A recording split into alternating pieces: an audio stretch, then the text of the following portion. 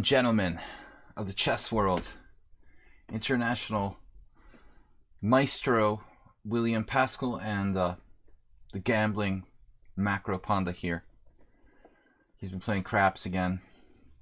Hard to keep him under control. Anyway, I can't let him loose or he'll seek out of the house and go down to some Indian reservations, start gambling away all of our funds. But what's up, everyone? It's our subscriber stream. We're going to be doing game analysis here. A real long chess game, serious chess game analysis. Welcome to the stream. Those of you lurking, we've got 2.5 hours of game analysis here between 5:30 and 8 p.m. tonight. So, Magnus Spurs, you're on the list. Big money. I thought maybe Nefedov, even though he didn't send me a message, he was kind of disappointed last week. I thought we might try to throw him in there. We've got game submissions from the following subscribers: Big Money, Nefedov, Ferrum, Astrobait, Dragon B, Jim, Yabatis, Uncle Monty. We've got Blubby and Smitten. Smittens with the mittens. So that's 10 or so to begin with. You know, it's possible I might get like one more, but I'm not going to promise beyond the initial list. 10, I say 10 to 12 tentatively. Last week it got a little bit long, and I went over time, but I've really got to eat dinner after around 8 o'clock, so we're going to try to keep it to 8 p.m. Blowbee, Manispurs, Spectacular Camel are all here. Guys, good to see you. We're going to be doing some serious analysis now, so we're going to start with Big Money, who was, I believe, the first one to submit a game.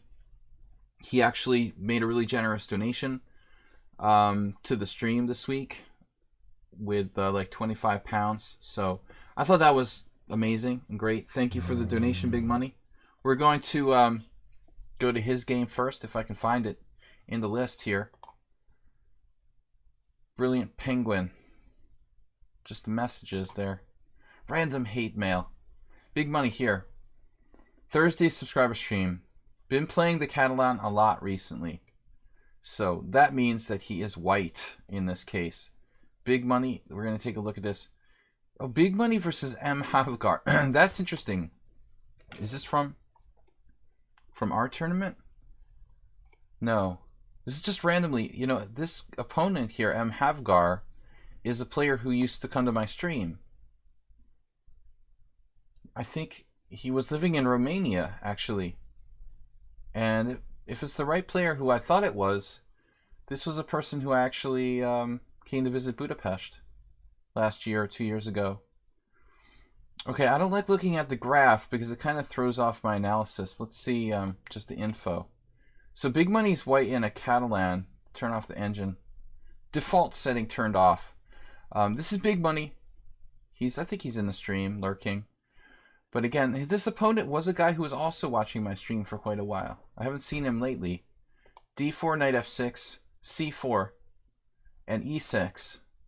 I think M. Havgar was a player, I remember he played D4 too. If I remember the right person. We had some games where he was playing white in a Nimzo, in like the F3 Nimzo. But anyways, not really relevant to what we're looking at here. Welcome, guys. We're going to just get started because there's a lot of games to go over, and I don't want to waste any time. I do, hope that we'll have like a bit battle, something entertaining tonight. But we've had a lot of generous support from you guys: Heartvice and Noodle, Blowbee, Jim, of course a donation from Big Money, Dragon BC, Alms, Percy Hepworth, and Astrobait, all supporting the stream this week. And it's only Thursday, still time to go. Percy Hepworth, you were on the list, right? I said that you're here as well. Okay. So let's see what he does here in the Catalan. I like this move order. I think that actually G3 feels like it gives black a little bit more trouble because it takes away all kinds of fianchetto options. You don't have the Queen's Indian anymore when white plays G3. So I think that absolute move order seems slightly more accurate. On Bishop B4 check, there is an interesting option here to play Knight C3. If you're willing to play that, actually, one of our viewers and subscribers, Dragon B, has used this move order against me. I mean, a lot of people obviously don't. Thanks, Astrobate. Bob, what's up? A lot of people don't play the white side of Nimzo, and they certainly don't play G3 to play the white side of a Kasparov Nimzo or whatever they call this. But personally, this screws me up when white plays knight c3 here, because in my repertoire, I realized when Dragon B played this against me the other day, I realized, you know, darn, this actually kind of creates a problem with my opening repertoire, and I don't have anything really good here against this variation. I mean, I have to have something to play against G3 anyway in the Nimzo, but I don't for whatever reason. So that's been an issue. All right, so bishop d2. Oh, by the way, there's an interesting factoid. If bishop d2, if knight d2, this move is better for black than against, let's say this way. c5 here is better for black than if white has played knight f3 instead of g3. So basically, this system is a pretty, I think, solid way for black to more or less equalize against knight d2. Not nearly as strong if the knight's on f3 and the pawn's back on g2. So actually big money. I mean, I guess that you know what you're doing here, but bishop beats d2 is definitely the main move for white. Bishop d2 now, he exchanges on d2. Maybe I should play that, you know? I mean, I think this is a move that my friend Dragan Kosic would like, but I've never been one to play the Bogo and trade on d2. That's a Kosic favorite. Oh, he says trade 2 pieces and they can't attack. But look at the names here. Carlsen, 3 games, 4 games. It's something of a Carlsen line. I mean, I certainly wouldn't be banking on playing for a win with this variation. It's not very dynamic to play bishop takes d2 check. It's kind of like an Ulf Andersson sort of thing. But very solid. But the following move doesn't look right. Okay. Obviously, you can play queen takes d2 or knight d2. Black played b6 now. Now that can't be right.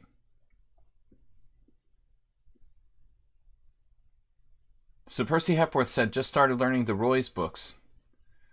Those of lines with bishop b4 and c5. Outside on my patio, a certain international master was just sitting there drinking his lemonade and reading a Roy's book, if I'm not mistaken. It was in the pile anyway. b6. This is a very unusual move. Yeah, I saw a Roy's book on my outdoor patio. Picture of Roy's. I don't own those books personally. I gave up buying chess books. I have 400 or 500 chess books that I already don't have a place to put them, so I ceased to purchase more chess books, at least temporarily. We've been on a diet for like the last 10 years. Okay, b6, bishop g2. That looks wrong for black. Now he has to play very awkwardly. Plenty of pawns on white squares already. c6 looks very artificial, so I mean probably d5. Let's see what the engine says. I mean, d5 is arguably the most natural move for black here. You said d6 and e5 later. Well, what are you talking about, Bloby? That would be the best, like, normal way to play in a Bogo, where you're basically trading off your dark square bishop. Right. I mean, no. I mean, yeah. This b6 is just not theory. I don't know. No. I mean, d5 is a normal move too. I would imagine. You know, they do d5 or d6. Two different setups.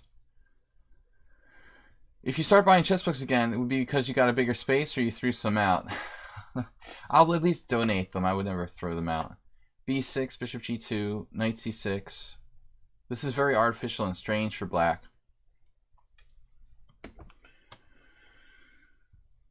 I mean, I don't know, but d5 starting to look kind of tasty here for white. Bob, once again, we're still just finishing off your 6-pack. So I want to thank Bob for the beer sponsorship for the week. Best part of a week, anyway. Half a week. Finishing off Bob's donation.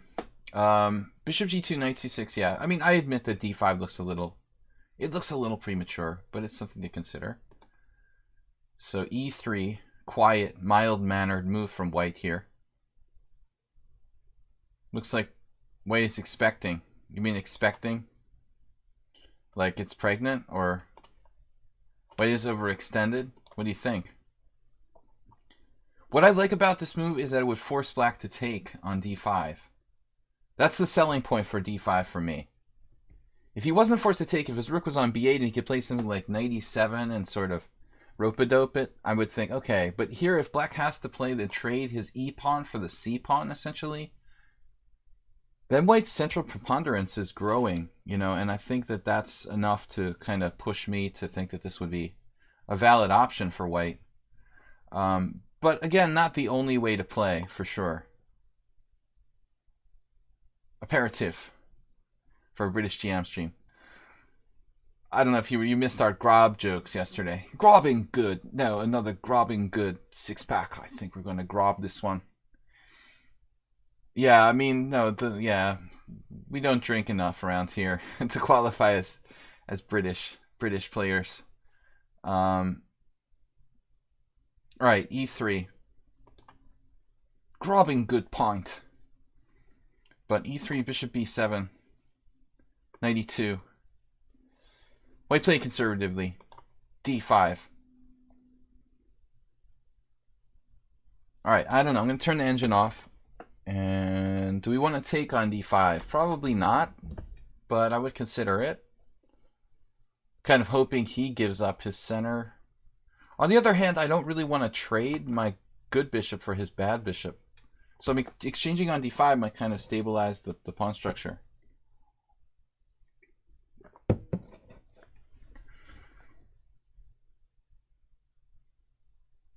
Alright, I don't know. Should he take on c4? Consider taking on c4 and then queen a4? What's going on there? Ferrum Lutzis. Welcome to all the subscribers. I don't know if this is even an option for black here. I mean, again, I think the argument would be that black would do pretty much anything, like sell his soul to be able to not have a bad bishop, you know, including playing d takes c and giving up the center. So it's not fatal. Like queen a4, queen d7, it looks like black is still in business here. Does look kind of better for white though.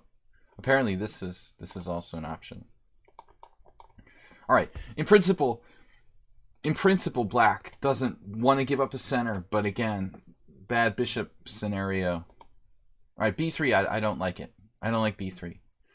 Okay, number one, I don't want to put any more pawns on white squares or just make unnecessary pawn moves. I think that white needs to just rook c1. Either rook c1 or, you know, consider when you want to exchange on d5, what the ramifications of that are. But I don't see any reason for b3, because I like the fact that our pawns are all on dark squares. We have good coordination, pawns dark, white square bishop. b3 is going to create some dark square weaknesses. I mean, it seems like a minor thing, but it could be relevant later on. What if e4 instead of b3 too early? Well, actually, Bloby, now that you mention it, we should probably go back, because the engine actually brought this up. It's an interesting factoid that white, there's a game there. White actually could have played e4 instead of e3 with a little trap e5. Convenient, an inconvenient truth, like Al Gore. Ambitious and interesting, but yeah, I forgot to mention that earlier.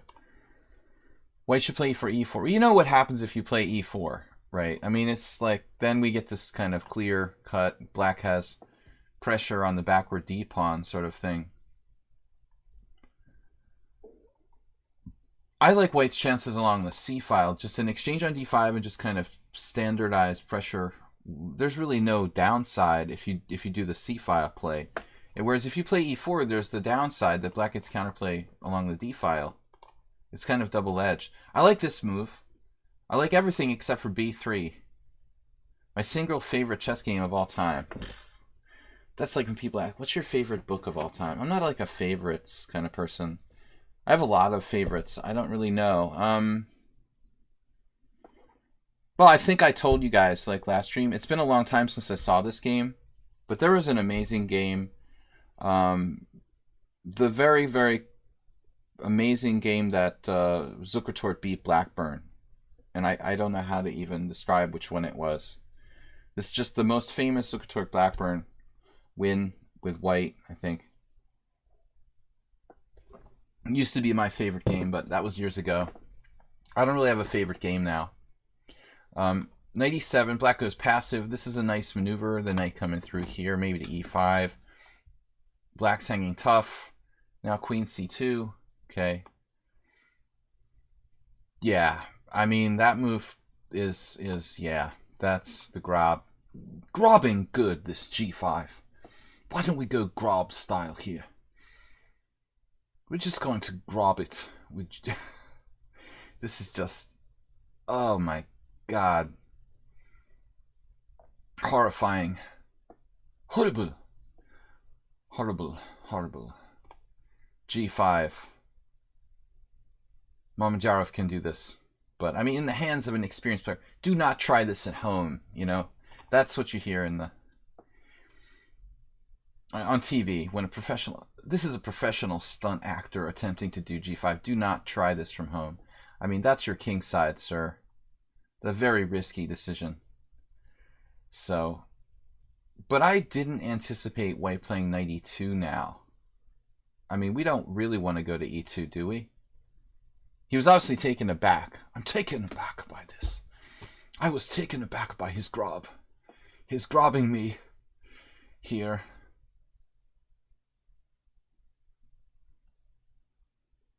Dear God, man. Oh, g5. I just want to go here, and if he takes on c4, we'll snapple that. He'll take on c3, we'll take back, he'll get to trade off his crappy bishop with something like this, and then white's still clinging to some sort of long-term pull, but maybe not, because then you're getting busted with c5.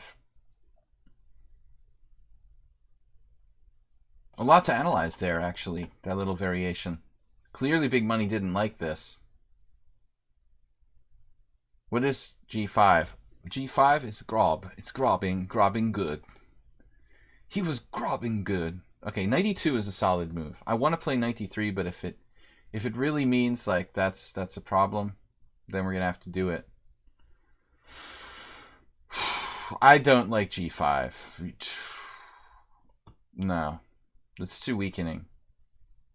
It's fun in games in bullet chess, but against a strong player, you're gonna regret that later on. Knight e2. All right. Right. I mean, this was his idea to do knight g6, but again, this file should be important. As Bloby mentioned, like now, especially after g5, I think that Bloby's idea of playing e4, if we can play something like rook c1 or rook d1 or both, and then play e4, the more the position opens up, the more relevant that's going to be. The fact that Plack just randomly played g5 for like no reason whatsoever and weakened his king side. So, the grob. It's a Borg. Okay, so now the position just totally went in a different direction. He played c5, which isn't bad, but I'm thinking about this now. The Big Money, I think if it was me, I would lean towards something like rook fd1, or maybe rook fd1, rook ac1, and then going for e4. His queen is probably going to have to move back to e7, which was better anyway. In the meantime, we'll play e4. You saw the c file, though. So this kind of shuts down that c file. And he does get to trade off his bad bishop. Now white has a space advantage. And it's still relevant. The game totally changed in texture. Rook c8 not too appealing. I would, I think it would be a matter of how quickly I could saw this knight off of e2 here. Black still doesn't equalize, but I would be hard-pressed to not take the knight, to be honest. It takes a strong stomach not to play bishop takes e2 here. Let's see what the engine says. A computer likes the bishops. Stockfish likes bishops. It doesn't take it as well. I don't know. I mean, it seems like this should be considered because that bishop was pretty bad. At the end of the day, I mean, it's got the same evaluation after bishop e2 as rook c8. I mean, I don't know. I would seriously consider trading it off. But okay, it likes rook a e8 and playing for e5. And there's a sort of principle for that. He takes pressure off of d5. He makes e5 happen more realistically. You blame Kramnik. Wow, poor Kramnik. I think it's his fault. I would blame Mamedyarov. Rook fe1, rook a c8, now c6. This position is getting a little bit too convoluted for me. Now you don't want him playing e5, clearly. And this move a little bit discouraged it. I mean, I don't know what's happening on bishop c6 though. Like if he plays bishop b5, Freudian network, are we going back to c1 then, the next move, I guess? And then knight e7? Can someone explain to me what's happening here? Like bishop b5, there's some sort of tactical tricks with like e4, I suppose. Oh, you've got like knight f3, and look, I'm conveniently going to threaten that and that. That and that. So thank you, g5, for making it impossible for black to win a pawn.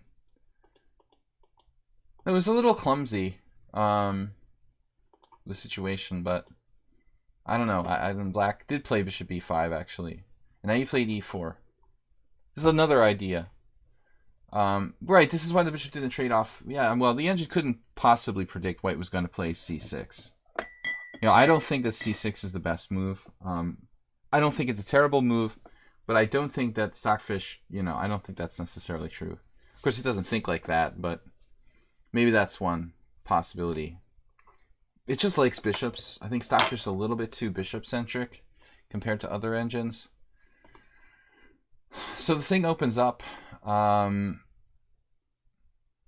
White's still better because of g5 and the space in general.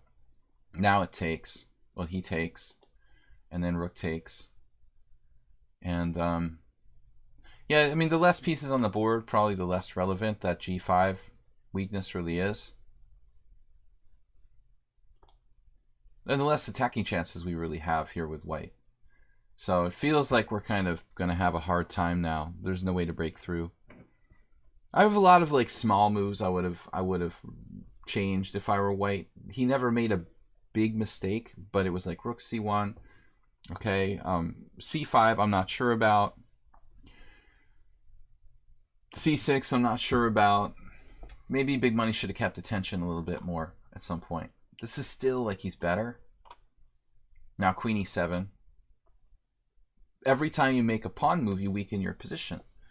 And this is another one, right? And like obviously bishop takes g6 is an option. h6 is a really bad move, and still black is equal, apparently. h4, desperately attacking, and then it just got crazy. Suddenly the black king side. So he was apparently all right there, according to the engine. Really, could he just maintain the position there? That's a very patient move. Rook f5. Look, the Stockfish says it's equal, but that's if black defends perfectly. I think on paper it's a little easier to play white here than black because of the kingside weakness. It was a good practical try by Big Money. And like again, only a computer really holds it. Now he actually gets mated. Queen h6 check, king h8. And all we need to do is find a way to transfer to the h file. So, I mean, it's very, very sad that rook e5 doesn't work. And rook e4 is met by... Well, what about rook e4?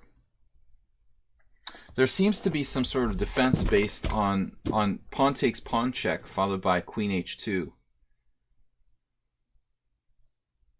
It's mate in 11. I'm not looking at the engine or any suggested lines here in the analysis. I'm just trying to figure this out on my own. I mean, rook e4, pawn takes pawn check. King g2. f1 queen.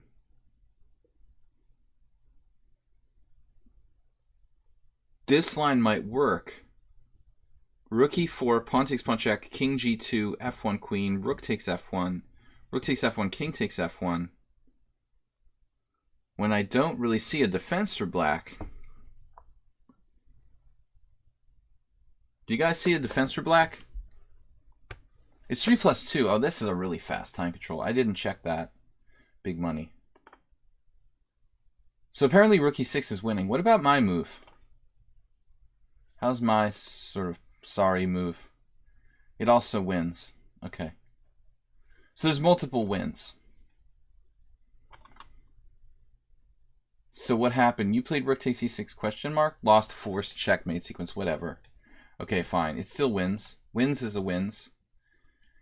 We're not computers. Okay, pawn takes pawn now. Not king f1. I think my variation was better, though, honestly, because it's more of a clear route to checkmating or forcing something there. Here I'm not sure what happens in this line. Yeah, not king f1 because of queen h2. Unfortunately, big money maybe missed queen h2. I saw it, and that's why I wanted to play king g2.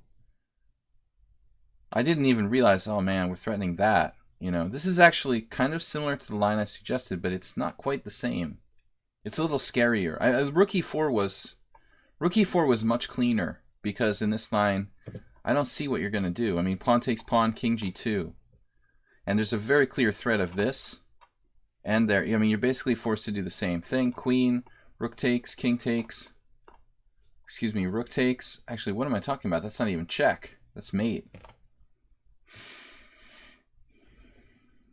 What if queen h6 and rook e6? It depends on what position we're talking about. Like queen g6, king h8, queen h6, and then rook e6. Yeah, that's probably pretty strong too.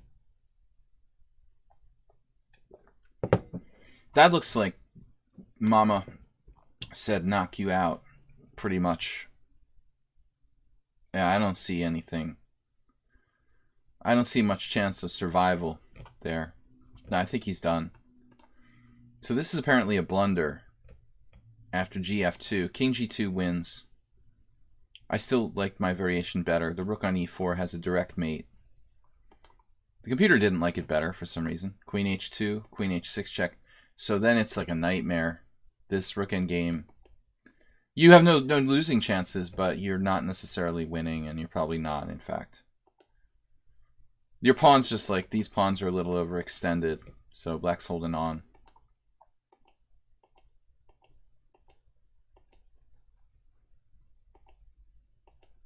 And now, what we don't want is this. And now you've got your work cut out for you. You forget about the c6 pawn. You just got to draw with 3 against 2 on the same side. It should be a draw. Just a crazy blunder in a 3-2 game with no time left, but you cannot ever exchange rooks. I mean, all king and pawn games are lost when you're down a pawn, pretty much. So, distance with a rook, it should be a draw. He's got pretty good king position. This pawn is gone. But 4 against 3 is one thing, but 3 against 2, not enough pawnage. Of course, you know, against a grandmaster who tortures you for 100 moves, you know, maybe there's a chance they could swindle you. 2 strong masters would probably draw this game 95% of the time. Not so easy with the king cut, but I don't know if he can win the pawn without letting the king out.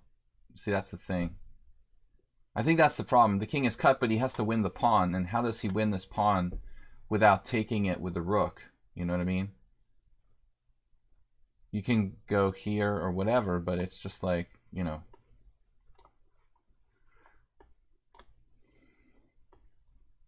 I mean, eventually you're going to get creep closer. And I think, all right, whatever. I mean, king d3. Yeah, it's a little tricky probably, but I mean, I would imagine this is still a draw here. I mean, no grandmaster is going to hand out draws like candy in this position, but I think that it's a draw theoretically. Okay, I got another Sakamano added a game. Okay, Sakamano, you're the last one. Maybe, if you're lucky. Dropped my pen. Damn it. Alright, Sakamano. Sako main. Alright, that was a long game analysis, guys. We got to move it along a little bit faster. So, Nefedov, is Nefedov here? If Nefedov is here, I would do one of his games. Nefedov, let me know if you're here. If not, we're going to move on to Ferrum Lutsis. Ferrum.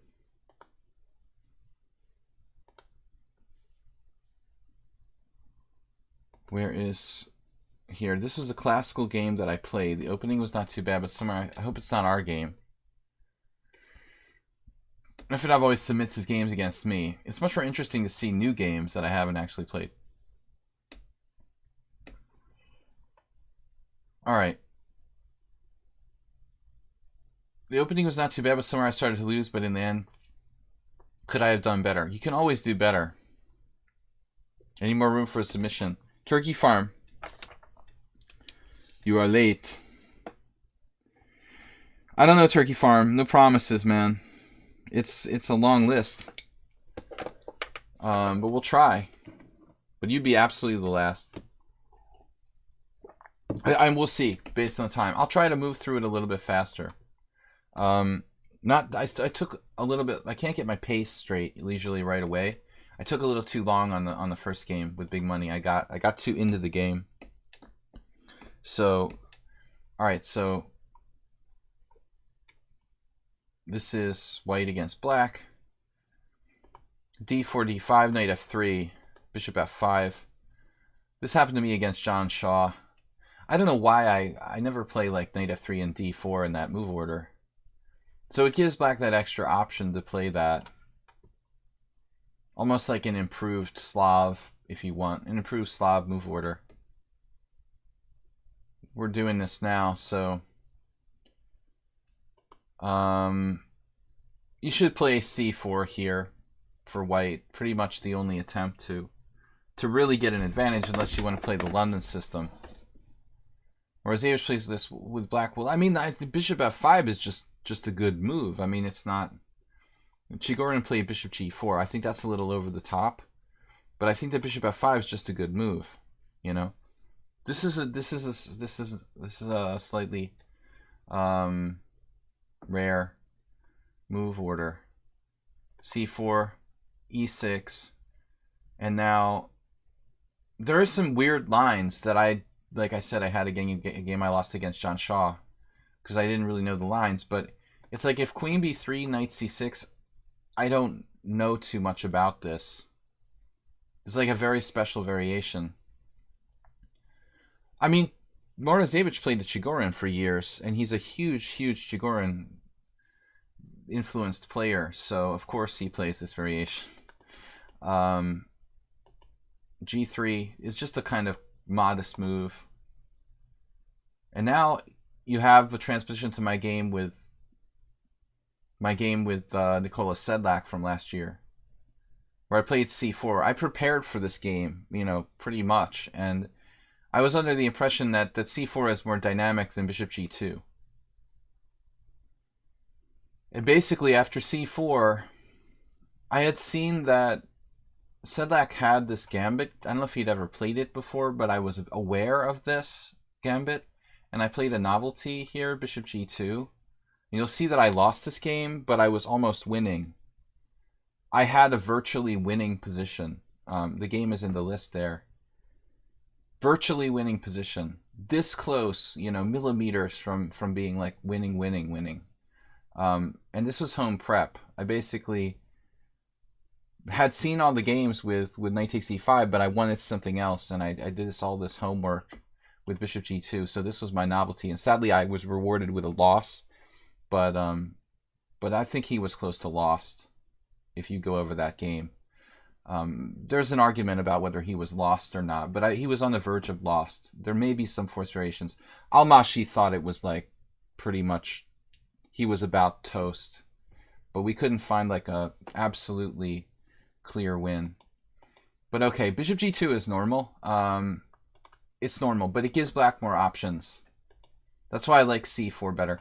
This is a strange move. Another Chigorin guy, Milutinovic. H6 is just too slow. Black needs to play, you know, here either e6 or knight b4. So h6, you gotta really go for the jugular.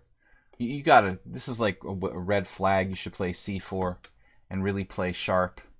Valery Loganov, Budapest 1993, no doubt.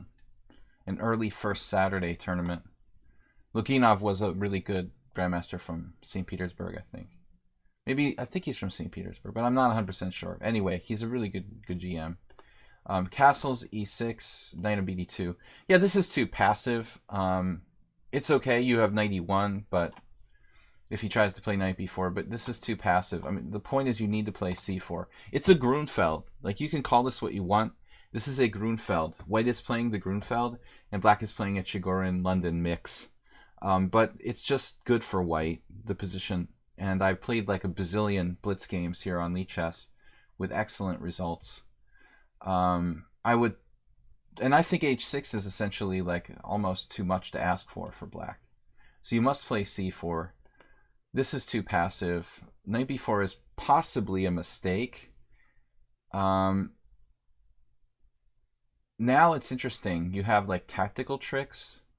I would have like, you know, blitzed like knight e1 when my knight is actually pretty good, and my knight opens up my bishop on g2. I think his knight is funky. He can play c5 though. It's an interesting game. But this move is some sort of amazing tactical resource that that would be beyond me. Like, I don't think I could find this, certainly not in a faster game. Mind-boggling tricks based on queen takes d4 and c3 or something. Wow. So this is a sort of standard idea. Pretty amazing. Black came to his senses. Perhaps black can play like c5 or something. The thing is, this king is lonely here. But he did at least give him credit for coming to his senses and developing his pieces. For, you know, he's not going to waste time. My instinct would be to play CD early, getting a central pawn majority. Triumphant, I think the best policy there is usually to keep the tension. Because if you play CD, you open up the E file for black. And if you keep the tension, that's usually a little bit more optimal. But CD is okay. Now white plays... white has a good game. Better pawn structure. Two bishops might be relevant. I don't like the knight here. You guys know that already. The knights on b3 are always badly placed. I mean, like the computer says, like c3, forget about your bishop, give it to him. You know, I mean, the important thing is that now we were talking about this the other day. Opposite color bishop positions are all about dynamism. I mean, if we can blast him open, it's not going to matter if he gets our dark square bishop. We're just going to kill black on, you know, in this opposite color bishop struggle. Basically, he's done. Like right out the gate, this is done. This is done. He's outstripped in development. All that matters is initiative in this type of position. Actually, white is down a pawn here, though. So we're just getting our pawn back. We basically sacrificed a pawn. Someone challenged me to a game. No. I'm not playing Blitz today. I'm just doing game analysis with subscribers. So it was an interesting idea. Both sides made some kind of funky moves. The knight is the biggest problem. I don't think I would even play a5.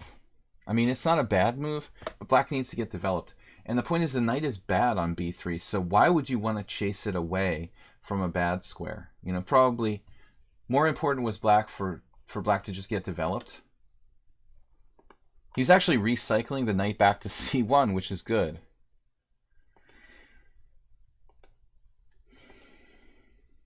At the end of the day, so now black has all 8 pawns. But it looks like f3 might give white enough for compensation.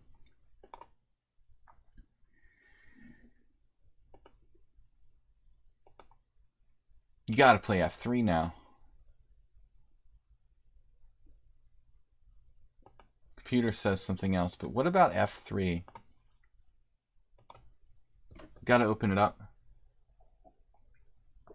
for the white squares.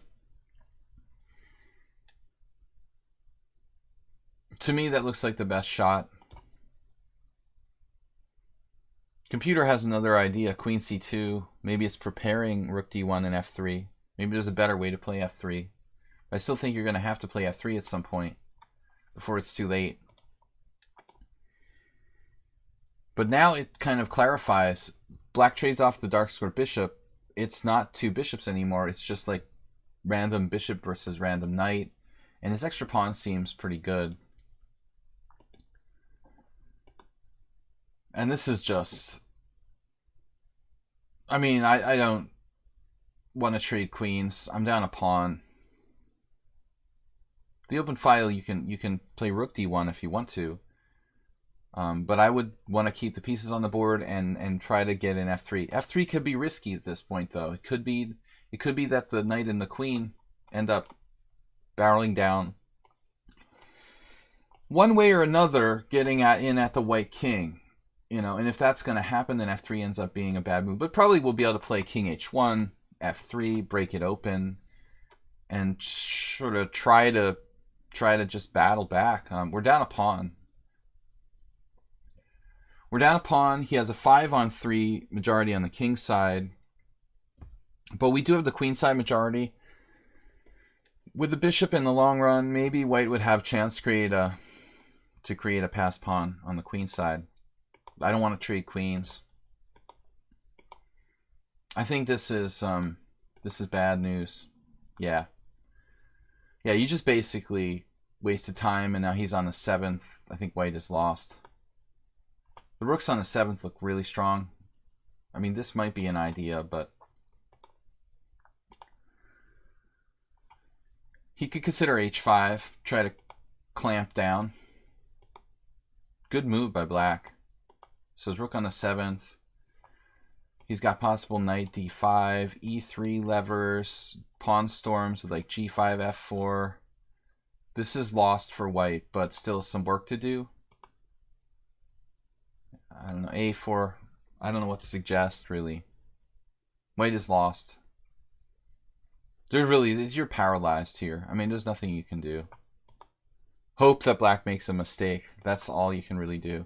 I kind of like a4 because then b4, you try to do b4 and then try to like get the rook to b5 and clean out everything on the 5th rank. I mean, there's a small chance you could do that right now. Yeah, you found it, b4.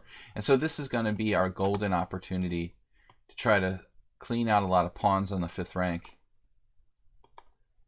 And in the other case, here's what I was talking about the outside pawn, right? You got the outside pawn. Yeah, initially I was thinking rook takes and rook b5, but he can just play like knight d5. Let's see. Yeah, the computer's sort of undecided.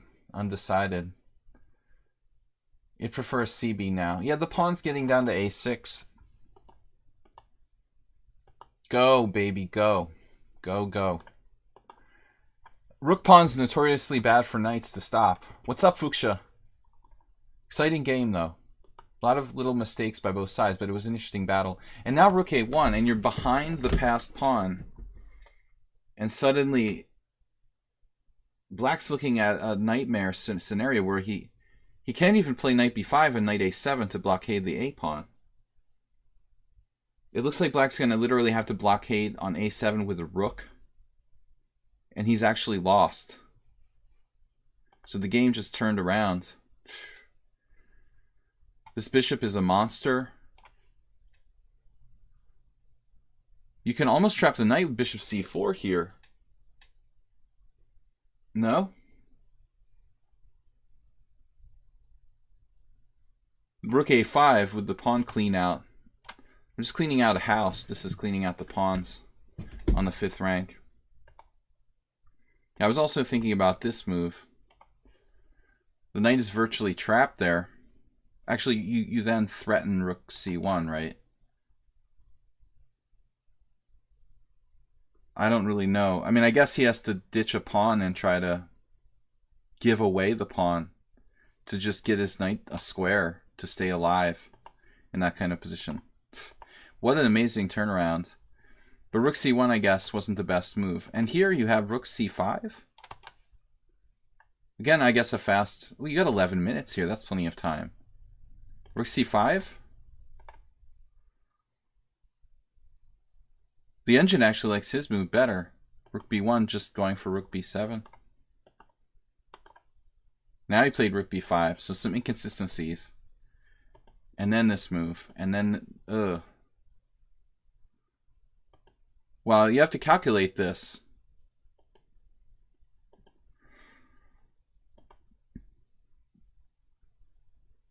Man, so this is some kind of sick endgame here.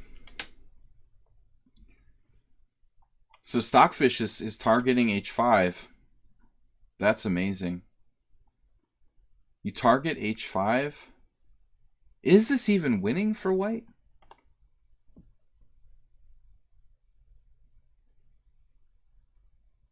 I was thinking h4 like the Stockfish said and try to fix the pawn on h5, but still.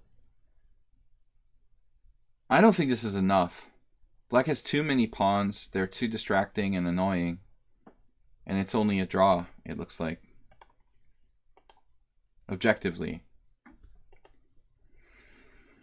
He has too many pawns. Yeah, you could even lose. Monster King. Yeah, I don't know which way he should go. I mean, theoretically, King e5. I guess. He was afraid of Bishop e8, maybe. He wanted to stay in touch with his f7 pawn. Now h4. Perhaps it's not too late. Then an f4 check, probably.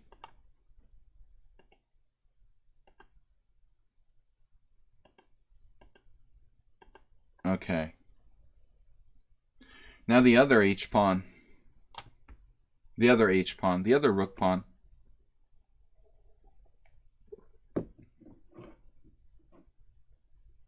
Again, gut instinct here is that this is not quite enough to win.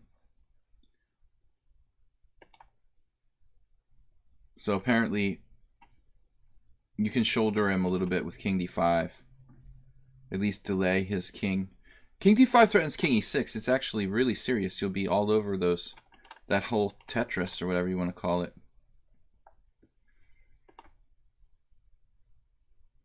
This looks like a good move, but he has check.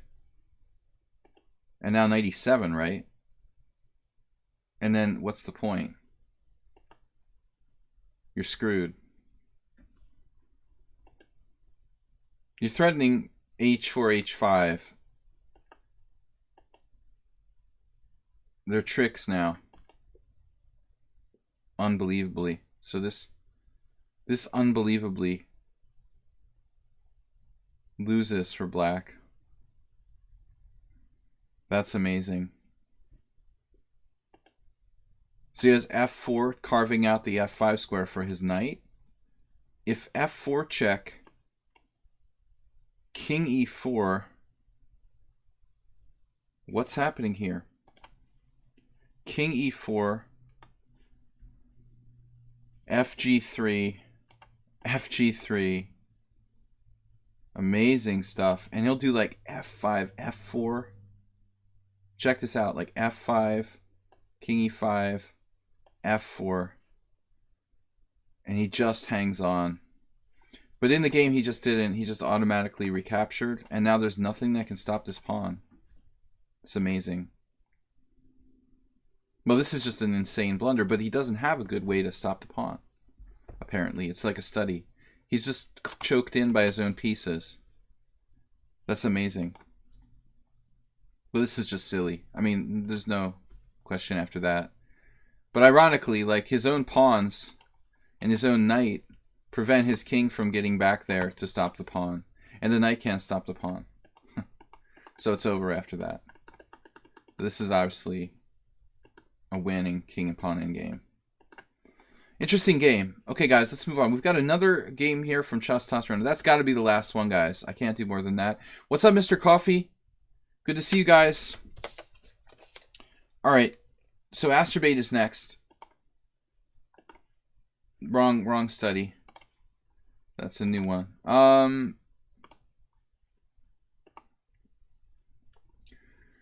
It was an interesting game, I agree. So this is... What's up, everybody? Mr. Coffee, Thursday commentary submission. Thank you guys for supporting the stream and subscribing. This is my way of giving back to all of our subscribers. Big money with a big, generous donation the other day. Thanks to Hardvice and Noodle, Blobby, Jim, everyone. Thanks for being subscribers. So we're going to be doing some serious analysis here. We've got 2 hours, close to 2 hours left. Mr. Coffee, one of these days you should submit a game, hopefully. All right. Mr. Coffee's modest. He doesn't like to share his brilliancies with us. That's all right. I'm the same way, man. Acerbate is white. E45, knight f3. Mr. Coffee, any tournaments lately? Any time to play any tournaments? Bishop c4. What am I going to be doing after this game analysis? After this game analysis? I'm eating dinner. Eating dinner and resting. I had a busy day, taking stuff to the dump today. Bishop c4, knight f6, knight g5. Wow. Acerbate plays the fried liver attack. Do they call it the fried liver when you go knight g5, or is that only... I guess that's only when black plays d5. I said 2 hours left. We have an hour and 40 minutes left. Don't talk about food, okay? Please. d5. Wow, we've never seen Acerbate actually play this line with white. It's interesting. He's never played knight g5. I mean, he's always played the quiet stuff. Basically d3. Which I recommend, and I think it's best. I was talking about this with Joe Fang, my trainer and librarian. He says that we were just discussing this afternoon, how this is all the rage. But it's boring. You know, it's basically a boring system for white. But knight g5 is kind of more Acerbate style. The problem with knight g5 is that it can kind of backfire. White actually loses the initiative and has to like take a pawn and consolidate. And I think that that's not everybody's style, you know, to take material. You're welcome for the game analysis. That was an interesting battle. So here black just blundered. The classic. There are 3 interesting moves in this position. The classic Chigorin, knight a5. And then there's the like Ulvestad variation. There's sort of 2 that transpose to one another. Knight d4 and b5. I mean, basically these moves, you know, are pretty much the same thing. Like b5, the bishop f1, knight d4. Very interesting stuff. I'll have to ask the librarian what he thinks about this stuff. He's into classical openings more than me. But there's also like let's see, knight d4 right away, and then c3 b5, bishop f1, knight d5, and that's crazy. Very crazy stuff. Shameless self-promotion. Don't forget to heart Fuchsia studies here on lichess. It's called the Knight Attack. Very scientific name. Martini extra dry. Gin or vodka? Alright. But anyways, so this is just a blunder. The fried liver attack. And Acerbate play queen f3. Theoretical novelty. You know what's cool about this, though? Acerbate doesn't know.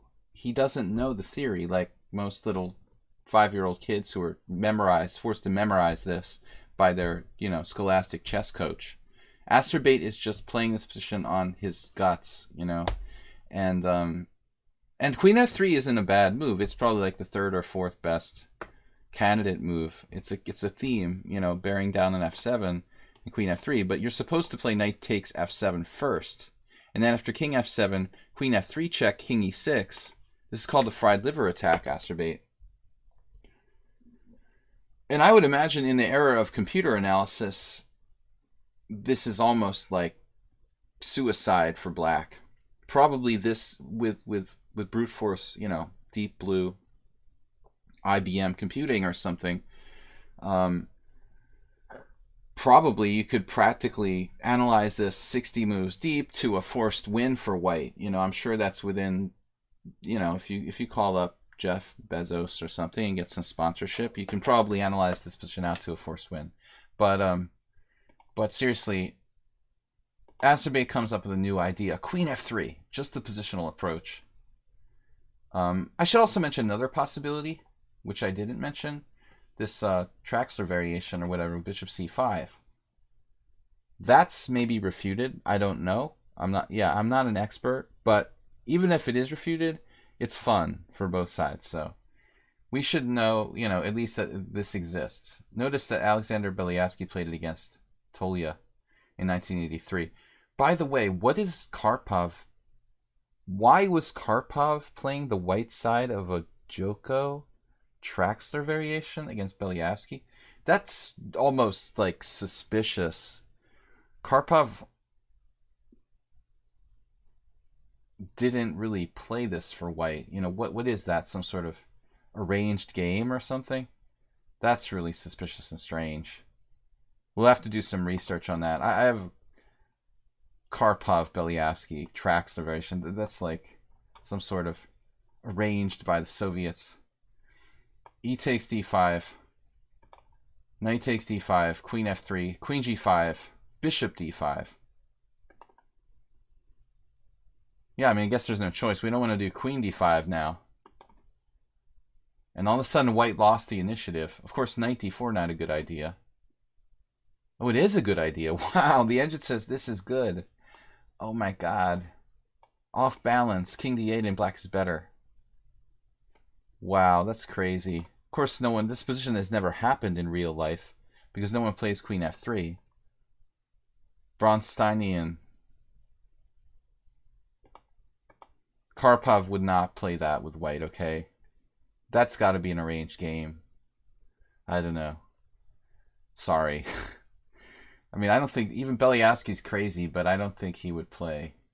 Even Beliavsky would... Okay, in those days, though, in 1983, you could probably get away with playing the Traxler variation. But still. By the way, Beliavsky has written books, or has written a book on the black side of the two knights defense. And so it's one of the best books out there that I know of. Ironically. But that's suspicious. Anyway. Ancient Aliens. Bishop e6. From the frying pan into the fire. He basically just lost a piece. So Azerbaijan gets super lucky. Man. If not knight d4, what's the second best move? Black could just simply play a safe move like queen f6 and be equal. If you really wanted to go there, for example. Even this move is probably not that bad. Let's see. Here the computer doesn't think that you have enough compensation for the inconvenience of putting your king on d8, but who knows. But this is a serious mistake. Whoops. Check here, check here. Thank you for the rook.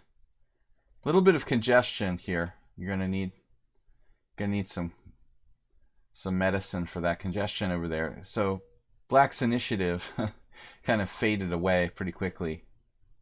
So d4 or queen d5 was best there. Turkey farm.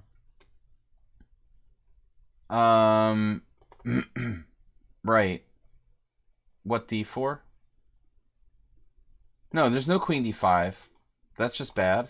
No, bishop d5 was the best move at this point. And this was just a blunder by black, so he just lost pretty horribly. Yeah.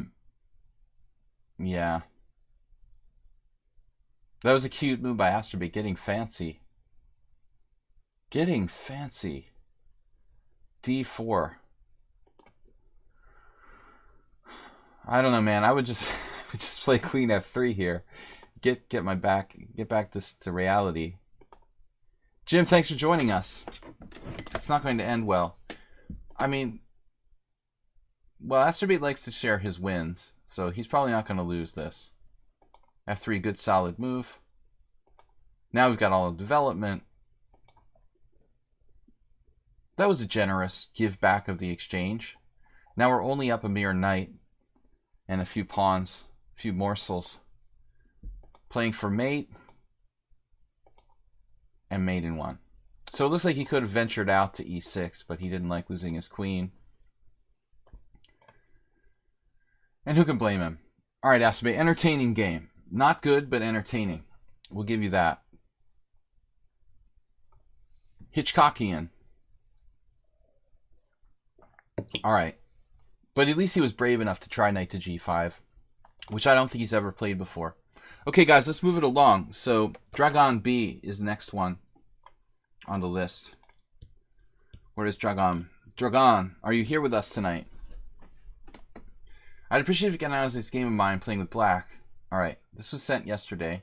I don't know if he's going to be here or not. I want to thank you guys who have supported the stream just by being subscribers. Dragon B and others.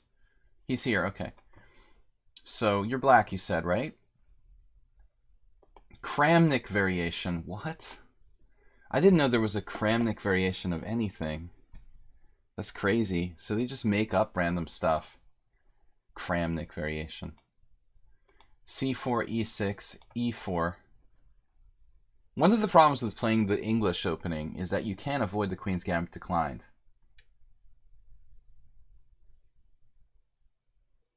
Bloby said, I wonder if you received my opponent's masterpieces sent some hours ago.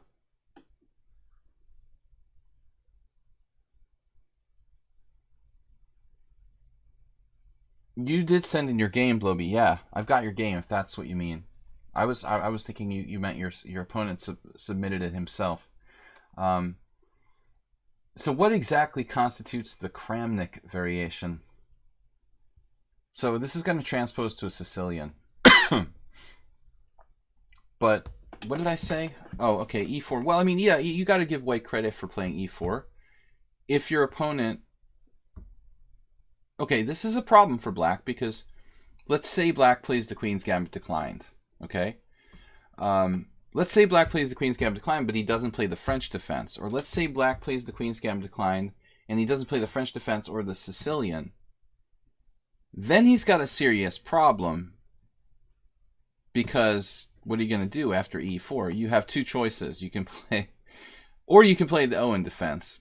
Actually, this is an English defense. I kind of like the English defense. So you got to play one of those openings in order to use this move order with E6 on move 1. So Bloby goes, sorry, not Bloby, but Dragon B goes into the Sicilian. This is the best move. I think D5 is also good. Statistics seem to favor C5 and B6, but B6 is a small sample size. No, I mean, B6 is English defense. English defense is a little bit sketchy.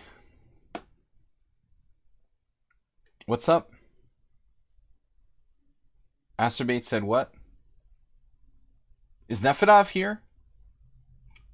If Nefedov shows up, I'll do his game, but I'm not sure if he's showing up or not.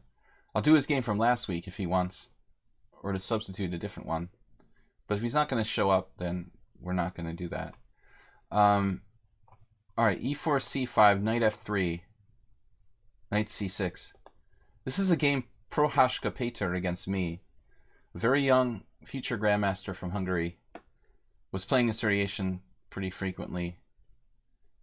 It's lame for white, but it's hard. I had to play him with black, and he was lower rated than me. Prohaska was like 2,300, and I was about 24.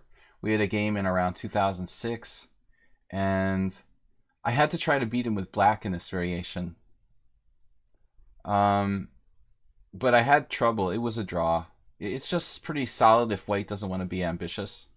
So is this the Kramnik variation? Knight C3, Knight F6, D4, CD4, Knight D4, Bishop B4. I would assume that, right?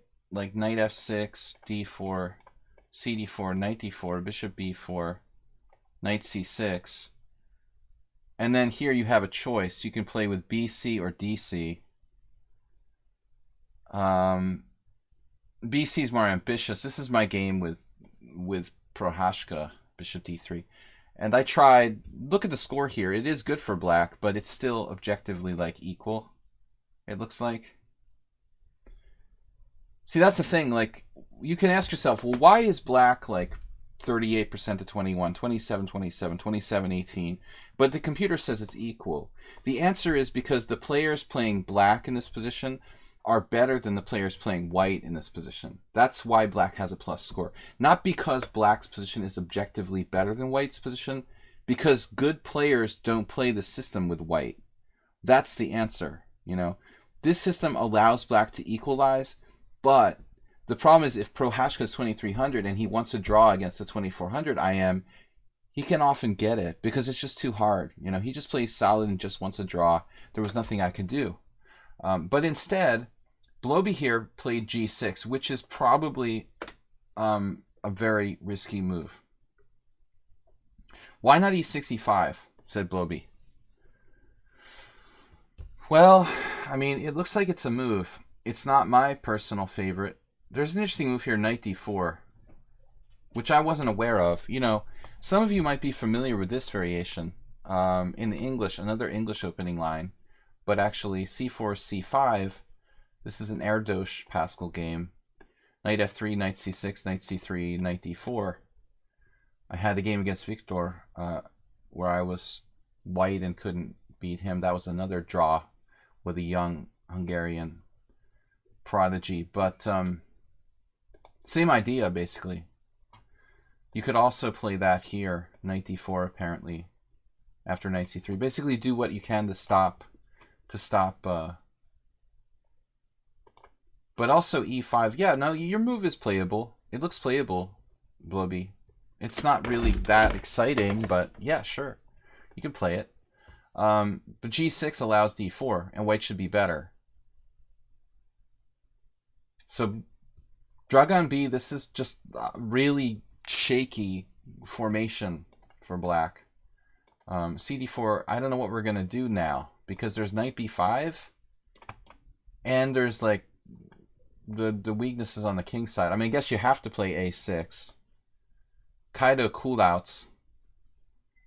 Bob would like him. Kulouts looks like he looks like he can bench about 350.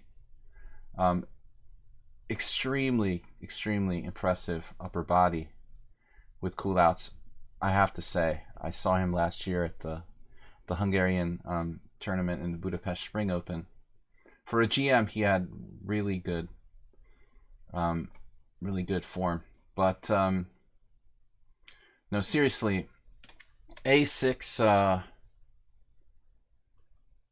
Yeah, I don't know. I mean, this is a shaky king, sort of a shaky kind of what do you call it? Con Sicilian.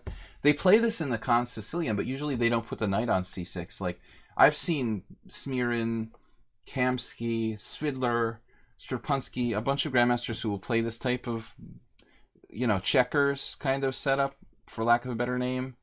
They can play the checkers setup, but without knight on c6 probably, or knight c6 comes later. You were talking of e5 after bishop d3 in my line. Oh yeah, no, of course. e5 is standard. That's my game with Prohashka. You basically do knight takes c6, b takes c6, and then you play e5. Yeah, that's the whole setup. But it's only equal. Black doesn't have an advantage necessarily. All right, anyway, so d3. This is unambitious for white. You know, he basically just allowed you, you know, a second chance to control d4. Aren't GMs supposed to have extremely like tiny nerd muscles?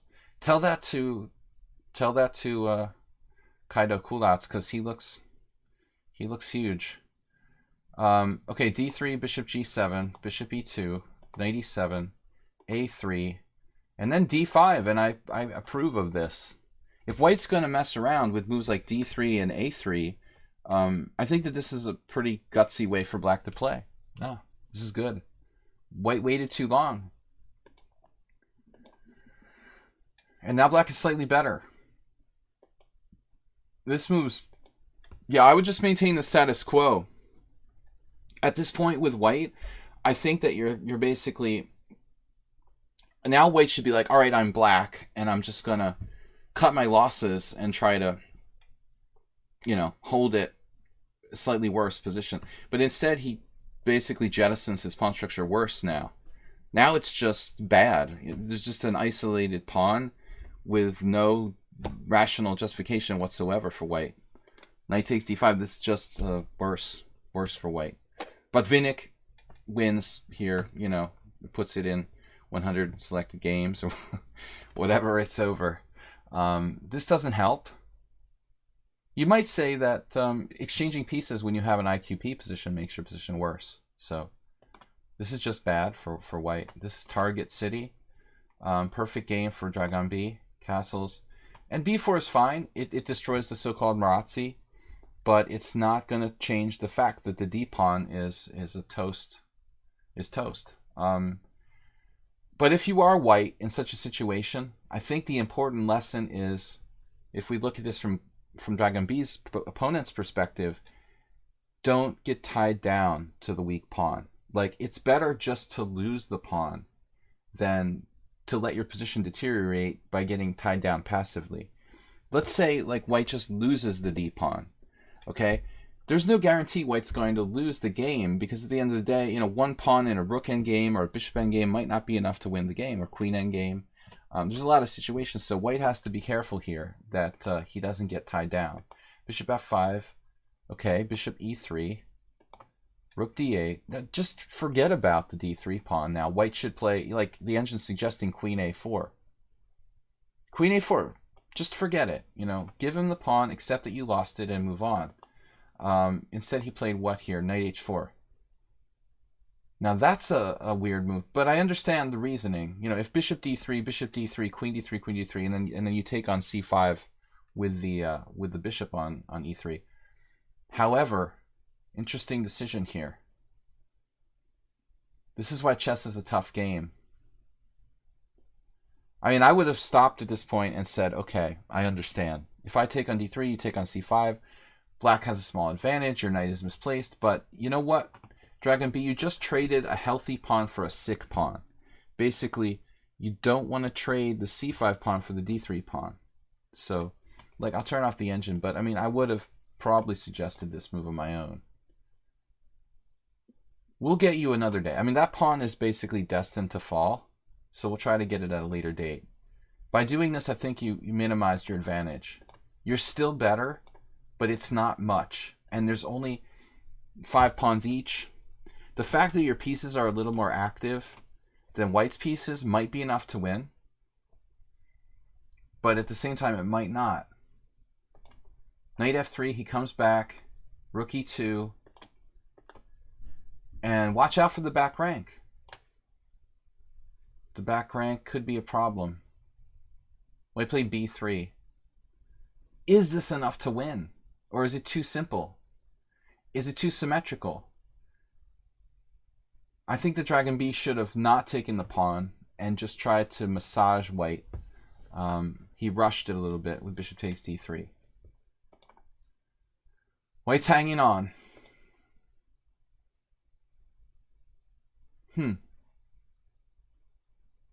Interesting move.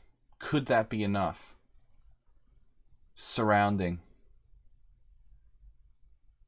If we win a clear queenside pawn, I think that's going to be pretty good, because we're going to have better pieces, king approaching the center from f7, queenside majority, good bishop. I mean, I think the winning chances are excellent. We'd much rather win a queenside pawn than one of white's kingside pawns. So he just jettisons this pawn. I mean, can't white try something here? b4. b4 maybe, putting up a little more resistance. The engine says rook b2, bishop b2, rook b1 with tricks. So he's still hanging on. I guess objectively it's a draw, but if you're playing white against Konstantin Chernyshov or something, you're probably going to lose. I mean, if black is an endgame expert who loves grinding like itty-bitty advantages, it's still going to be hard to hold. Yeah. So this was apparently a terrible mistake, and now it's like lost for white. I think this is lost. Just a clear queenside pawn down. It should be lost. You've got a good rook. You're up a clear queenside pawn. Okay, it's going to take technique, but your bishop's on g7 to help this pawn escort down. I mean, it should be winning. I've got another challenge, guys, but I'm not taking challenges. I'm just analyzing games today. Thank you for the challenge, nevertheless. Rook d1. Uh-oh. Uh-oh. Alright, we understand h3. He didn't want to get back rank mated. Now suddenly there is counterplay that I hadn't really anticipated here. Was there a better move? Well, you didn't really have a choice at this point. Or you could have played bishop takes b2, but wouldn't have made a great difference. Rook d1 is really annoying, because this is pretty intensively invading your airspace. But there's no check, so we have rook b5. Maybe something like rook b5. Tricky, though. We've got to be careful. White will get a rook on the 7th. And then move laterally, start checking our king. This is now going to get a little complicated. Looks like bishop f6 was interesting. Overprotecting this. Okay. He's guarding against knight g5. I was thinking maybe h6.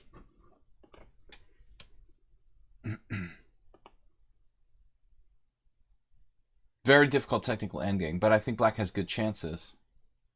Knight e5 here. He has some tactical tricks. There's also this move, as I said, rook b5. Maybe rook b5. It doesn't really do anything. I don't like putting the pawns on dark squares. This also loosens your knight on c6. You could drop a piece with rook d6, by the way, if you're careful. As Bloby mentions, I'd rather put the pawn on b5, but this is dropping. So I'm not real happy about that.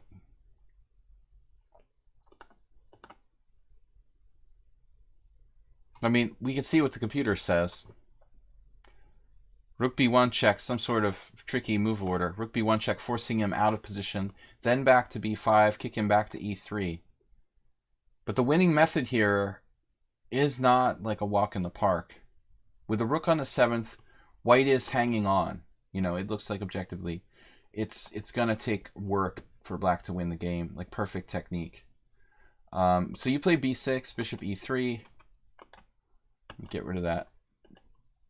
Guys, thank you for joining me here for the game analysis stream. International Master William Pascal. So this clears the position up, but it's a draw now. Maybe not. No, it's not a draw. He doesn't have that. I don't like these pawns on dark squares, though. Okay, you're threatening mate. He has f4. Actually, yeah, what do you do on f4? Any suggestions from the peanut gallery? f4?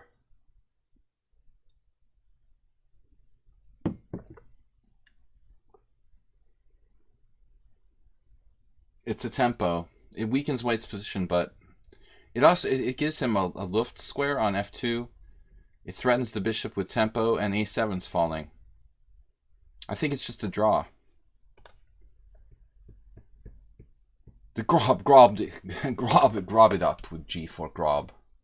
No, unbelievable g4 grob. Basically, Stockfish isn't concerned. It doesn't even think you have to play f4. It thinks that your rook is so good. I mean, white's rook is so good, and the king is kind of getting mated with bishop h6 in a lot of lines. So its opinion, Stockfish is of the opinion that this is a draw anyway, even without f4.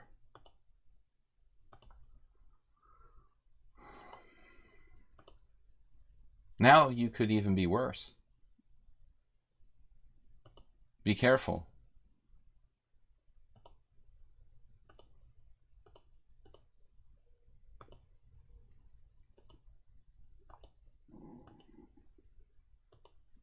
Oh no.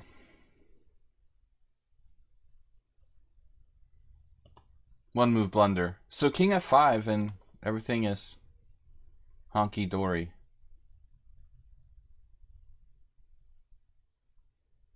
The white squares, my friend, the white squares are your friend. The opponent has a dark square bishop, but no white square bishop. The white square bishop is non-existent. The white squares are your friend. Fish are friends, not food. Nothing can hurt you on the white squares. You're completely safe. I guess it's just a draw, objectively. Sadly, he just dropped a piece here. White didn't miss it, so that was unfortunate. I mean, you were really playing a good game, and you were up a pawn, and it's just a question of win or draw. But you got into the, I guess, time pressure there. Sadly, losing that one. All right, guys. I can't read my own writing. Jim is up next. Going to thank Hartweiss and Nudal, Bloby, Jim, all those guys, and Dragon who played this game, all donated with 1,000 bits or more. Also, Alms on Twitch, Percy Hepworth, and Asterbait, as well as big money for the streaming donation. You can see. Much appreciated, guys. Tomorrow is Friday, so we're doing Blitz here. Open challenges against everybody. 5+3. It's going to be one-time control as we always do on Fridays, 12:30 tomorrow. So to make our European players happier, our friends who like a little earlier stream, don't want to stay up all night drinking martinis. For those of you that don't stay up all night drinking martinis, from Europe, we are doing Friday 12:30 tomorrow. So afternoon stream. Mondays and Fridays right now are the afternoon streams. We're going to try to stick to that for a couple weeks. All right? So don't forget tomorrow. Bring your friends. Bring your grandma. Only 28 viewers right now. Where is everybody? 32. All right. Let's get it up to 40. Let's get up to 40. Bring your friends. Force your girlfriend to watch. All right? Even if she doesn't like chess. Doesn't matter. I'm entertaining. I'm funny. I'm beautiful. Just kidding. I'm just kidding. All right. Dragon. Jim is up next. All right. Handsome and smart. I joke like that in my profile on lichess. I forget what I wrote. All right, I forgot. Anyways, it's all in fun, guys. I'm not serious. I'm just, every joke has a little bit of seriousness in it, doesn't it? As they say. All right. What's up? Jim, game for Thursday. Rapid game I played against a candidate master and literally gambled my position for a possible tactic. As you can see, the roll of the dice. Funny except for the Trump jokes. Trump jokes are getting old. I mean, but it's getting old, like, for everyone involved. What am I doing here? Where is my board? I lost my board. We won't judge you, Jim. I'll try not to judge you. Okay. Love you anyway. C4. This is a rapid game I played recently. Right, we read this already. Let's go. All right, short-term memory loss. Perfect time for me, but Bannis Spurs, you're in South America, right? We're doing the South American time streams on no. That's too much. I can do Europe and that's complicated enough. You know, the Americas and Europe, we have two stream times. All right, C4, B6. Shockingly, Jim, are you black here? I should just reverse the board, I guess. Unknown versus Jim. If I see B6 or B3, he has a slight obsession with B6 and B3. Yeah, you're an hour. You're basically USA Central Time, Bannis Spurs. No, what am I talking about? You're 7:53. My bad. You're what is that? You're in some Canadian province time right now. My bad. Bannis Spurs is Canadian province time. He's like in the, what do they call it? The what's the word for that? Maritimes. Somewhere in the Maritimes. All right. Anyway, knight c3, e6. Is e4 too early after b6? No, e4 is never too early. Even the first move is good. No, we were just talking about that. Like, this would literally transpose to the other game we were looking at. It's a totally normal English defense. e4 is a good move. I mean, I fully advocate that. That's one game against the house sitter. House sitter Joe. 1-0. I won't say who was what color, but e4, bishop b7, and now g3. I've faced this a lot, and I found a system against this gym recently, because this has been kind of an irritating variation to play against. And I thought I talked about this, didn't I? Were you here when I discussed this like last week or 2 weeks ago on the stream? I found something that works for black. f5, and then like knight f6 and knight c6, right? Wasn't it f5, bishop g2, knight f6, and then knight c6? Okay, nobody plays that. No, you got to play knight f6, and the key is not to play bishop b4. I've tried everything weird. Like, I had a game against this guy, Vladimir Volozhin, who was like a 2300 2 years ago in the Hungarian Team Championship, where I did like, I tried to do something funky. I did like knight a6, and then knight c5, and it almost works, but it's kind of a little bit too over the top. It's just too time consuming to go like here and here. And Spielman has a game. Now wait a second here. d3, right? Is this right? Takes. But it's something about knight c6. It's here. Okay. So this is the secret move, guys. When you see those names, though, for black, number 1 and number 2, Spielman and Kangas, they're probably like the two single best English defense players. I mean, these games are obviously, 20 years old, and the theory might have advanced in a lot of variations, but this is kind of a positional line. And no, actually, the English defense isn't played that much. It was very trendy at that time in the 90s. That's when I started playing it. But this is a secret system. Like, nobody knows about this except for just these guys like Kangas and experts who play this opening a lot. Knight c6 is a really, really interesting, really important move for black here. I think this actually is critical. But it looks like you played f takes e4 a little too early. Now, obviously, there's a possibility of queen h5 check, queen e5. That looks artificial, too. So that's not a problem. I guess we could transpose. After d3, knight f6, that's what happened. So here you had to play knight c6. I've played other moves, and one of the most important things to learn is like bishop b4 is bad. I've done this in Blitz a lot, probably even here on the stream. There's just no point in playing bishop b4. I mean, so yeah, this is huge. The other move they tried is bishop c5, but I was looking at this. You can see Kangas tried this too. This guy Repka. That's an interesting game against Romanov, who's a really nice guy, by the way. I've told that story before. Don't like Romanov too much. Not a very charming individual. But anyway, knight c6. Yeah, this is the move, dude. This just kicks. But this is a piano, too. I mean, come on. What more do you want? Jonathan Spielman, Edmunds Kangas, Nispianu, and Christian Bauer. It's a really good move. So, wow. Jim with a piece sacrifice. Oh my god. I never even considered this. It's a bishop and a rook. So what did you say? This was a rapid game? Wow. Okay. Well, I guess we're taking. It looks like something Sebe would do. My friend Attila Sebe, he's an old English defense player too, and friend of Christian Bauer.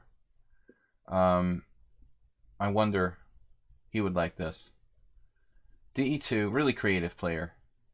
Pawn takes e2, queen takes, and now knight c6. Just when I thought I was going to play knight a6. Oh gosh. So this is the point.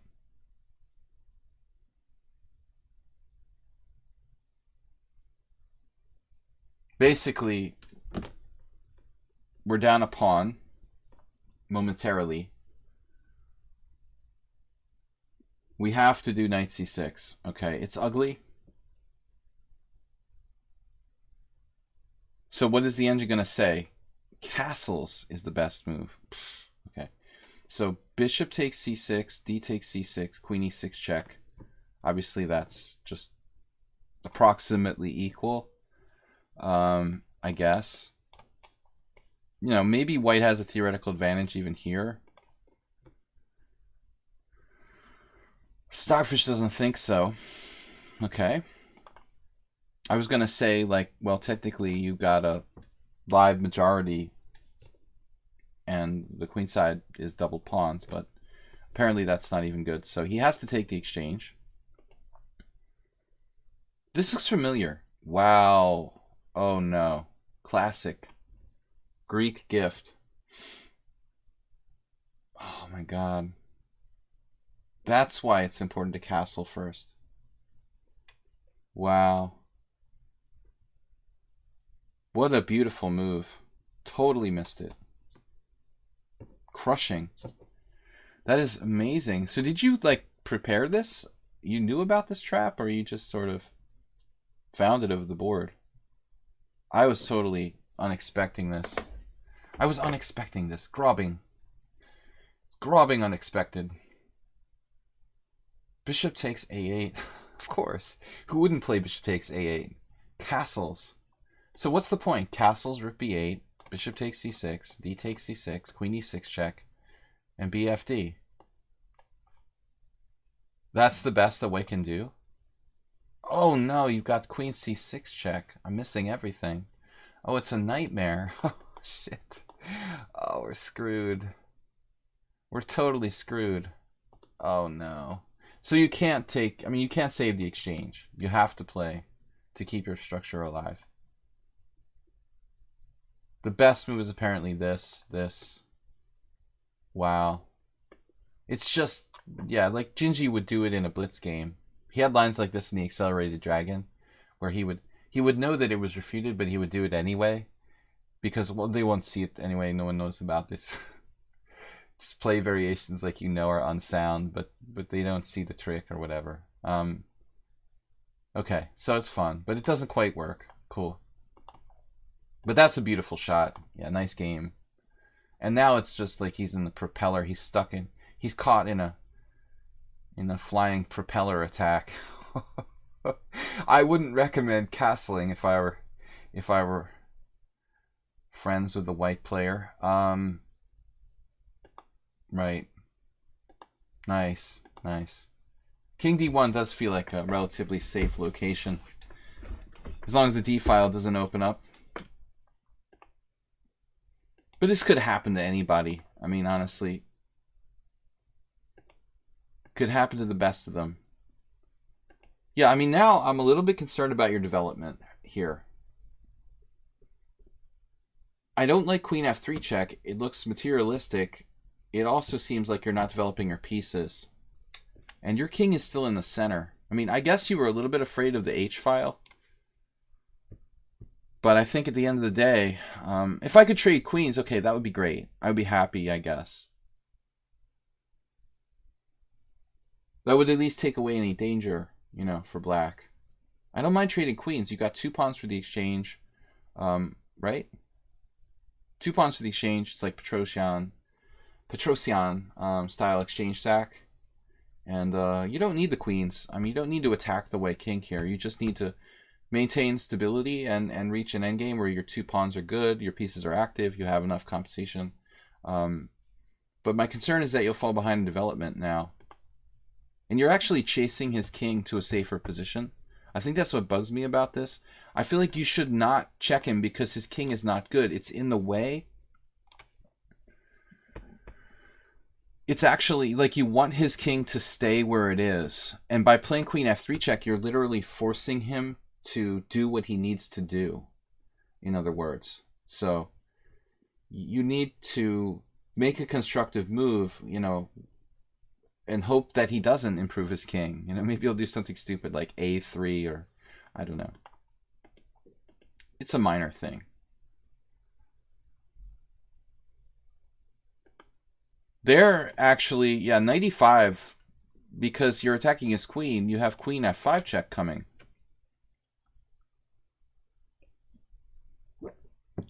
But again, I think the king will be heading out to b3, where it could be difficult to nail it, actually, as Bob would say. Okay, but I'm not going to criticize you for making developing move. A5 looks like a, yeah, time pressure, but it's a useful move. Protecting the bishop, safe move. Yeah, I agree with you in principle. This is all about how much time you have, though. I guess you're in some time pressure at this point. I would probably think about taking the knight now. You did. I like that. Fairly closed position. You've got a really good pawn structure. Your two knights are pretty good. I like this.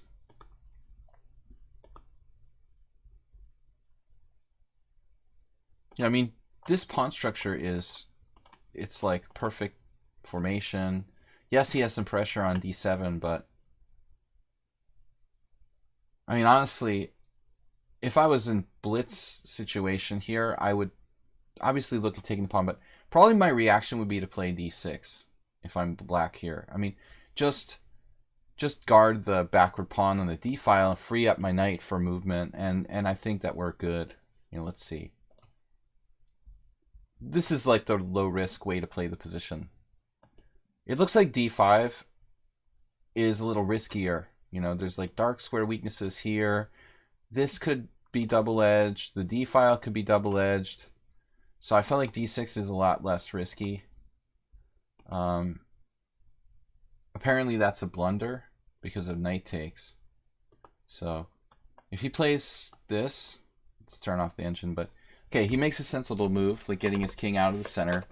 And suddenly, I think that white still got practical chances here. So this is a tactical blunder. Now your pieces are monster active. And you're just threatening knight e3 twice. And his king is, yeah, the queen and knights are really wicked here. I still don't see a forced win. Okay, now you're just winning the rook. Yeah, okay, so does he have anything here? Well, I mean, I would assume some sort of rook move, right? Like rook d2. Oh, his queen's attacked. Yeah, okay, it's over. No, this is just a blunder. I mean, this is just a family fork. There's nothing he can do. Yeah, so CD was terrible. I mean, he just missed knight takes. He was expecting you to take with the pawn, like, structurally. Yeah, it's over. So that's it. I mean, that's it. It's 2 pawns up in a, what, 3? 3 pawns up in a heavy piece ending. I hope you're definitely trading queens here. Oh. Come on, man. I mean, you gotta trade queens here. You're up 3 pawns in a rook endgame.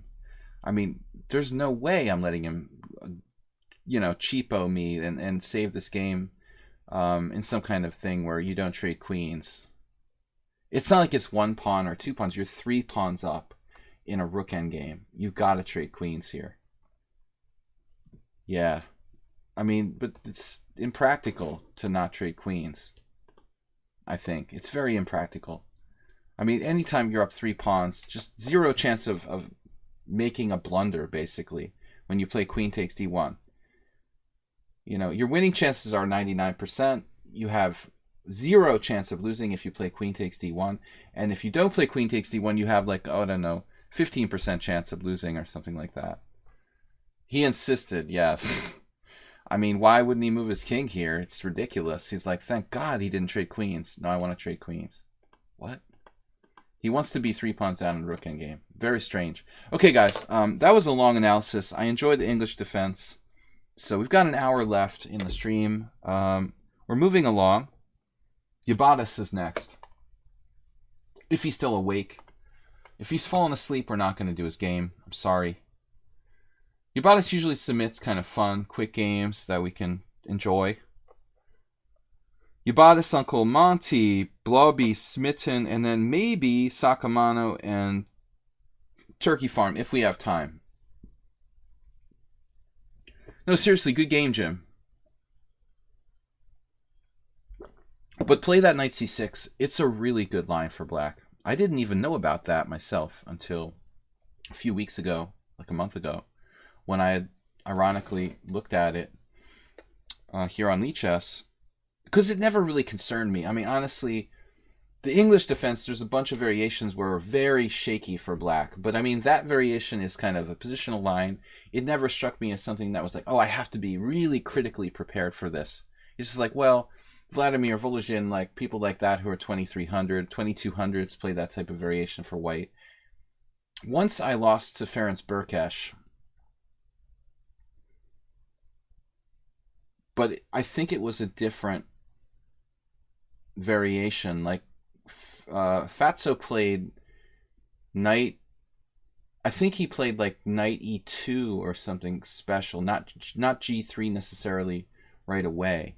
All right. Anyway, Ubatis is up. So we got here Ubatis with black. It's a Mexican. I call it the Mexican. They call it the Mykonos defense. Lithuanian grandmaster.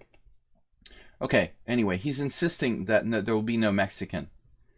I don't want to make any Trump jokes. I think that white is a Trump supporter. He's basically insisting on no Mexicans in this game. That's a bad one. Sorry, guys. Anyway, c4, e5. Maybe we're transposing to a Mexican after d5. Fatso is like a short form of Ferenc in Hungarian. Not Fatso like fat guy. Alright, Fatso. Ferry. d5. Knight on c to e7. Knight c3. What's the Mexican? The Mexican is d4, knight c6. d5, knight e5. That's like specific, very funny, rare variation. This is an opening that that Ubatis, our subscriber, has played quite a bit. But we've looked at this position a little bit, and I suggested offhand, like, also this move can be played. Knight f6 transposes, we've discussed this several times in my streams. This is transposing to the two knights tango. And the game that I lost to Erdos Victor here with h4 brings back bad memories.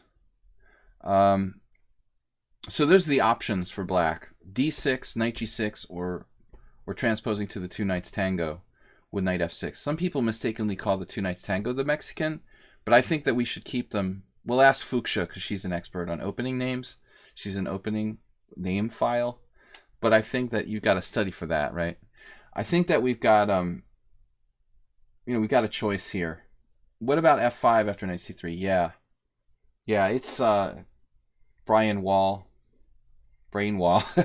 This is like a brain wall move. I mean, this is going a little too far, probably. It's the next step in craziness, probably. Yeah, I mean, but it makes sense. Like, don't get me wrong. It kind of makes sense. I mean, theoretically, you should be trying to beat white to the punch on f5, but I think it's probably going a little too far. Let's see how bad it is, like, according to the engine.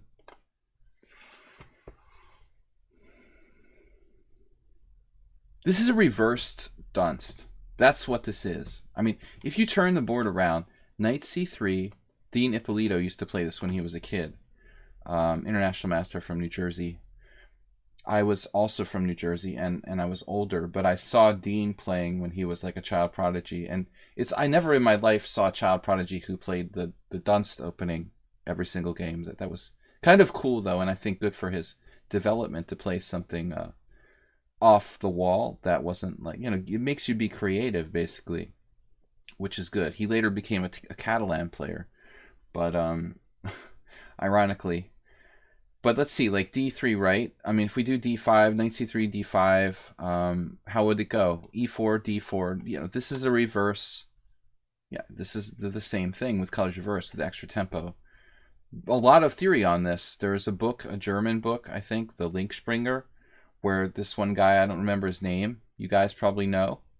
Well, I think knight c6 and knight f6, I disagree, Fuchsia. I think that's the two knights tango. The Mexican is just d4, knight c6, in my opinion. But again, opening names are like subjective. I mean, it's not like there's some stone on top of a mountain where like Moses hammered in the names of the openings.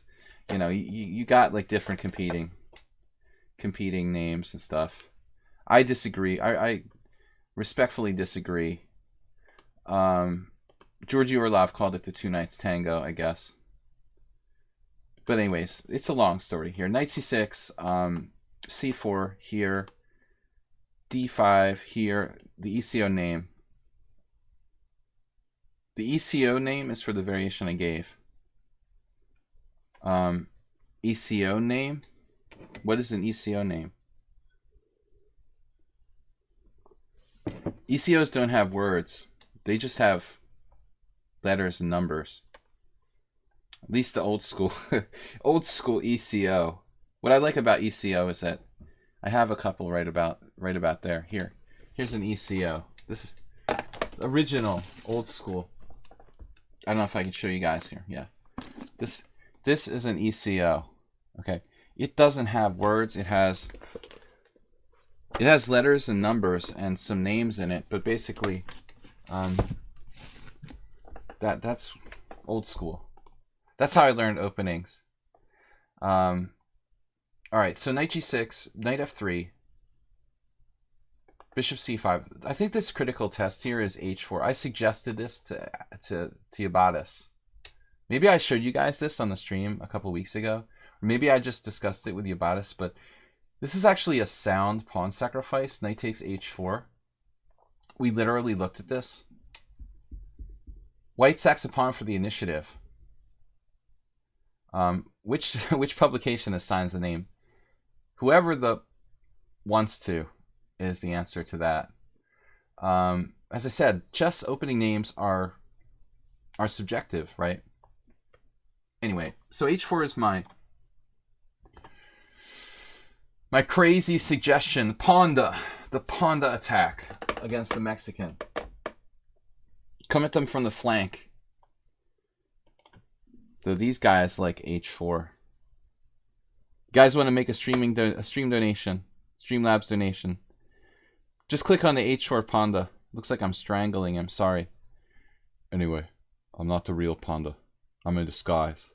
But we like h4 because it looks like a bamboo stalk. All right, guys. Anyway, that's enough from you for today. Just stay over there. I will become a if the other stuff doesn't work, we'll do some ventriloquism. But no. Anyway, let's keep going. We're having fun. One beer and I'm all in. Fuchsia, bedtime. Take care. Send me some martinis. I need one right now. Bishop g5. Wow, this is getting weird. Okay, you could also bishop e7. Principle. Then h4. Walter Brown would play h4. No doubt. No, I agree. f6 is okay. Knight e7 is okay. Knight f6 is okay, I guess. You know what would be great? Astrobate will enjoy this. If you playing like someone who's maybe 1500 and they get excited and they see like knight e4, oh, we can pin him or something, Knight takes e4, bishop takes d8, bishop takes f2. Right? I mean, this is why we play chess, for cheapos like that. No, seriously. All right, f6 weakening the position a little bit, but it's a tempo. f5, there you go. Bishop g5 back again. Knight f6. And then white doesn't play energetically enough. Thank you, Jim. By the way, I mean, I guess the ECO is not, including words because it's universal. Everyone from every land can read it without, words, basically. Who needs names anyway? We've got codes. h6, I like this. You just win a piece. Easy game. I'll see you later. Take care. Bye-bye. So like an astounding blunder by white, just losing a piece, but he was bewildered. But interesting, if we go back a few moves, right? When Yabatis played f5, there's the h4 Ponda, right? That's possible. An ultra-violent sort of, what I want to say, ultra-violent move. There's also e4, which looks risky because of that diagonal, but at least it would like hold white's ground and fight for the ever important like e4 square. So But bishop g5, knight f6, this is too passive. Now black has at least a good game. And thanks, Jim, for the donation. Jim donated 400. He's now the leader for the week, taking out Hartweiss and Nudal. Nice job.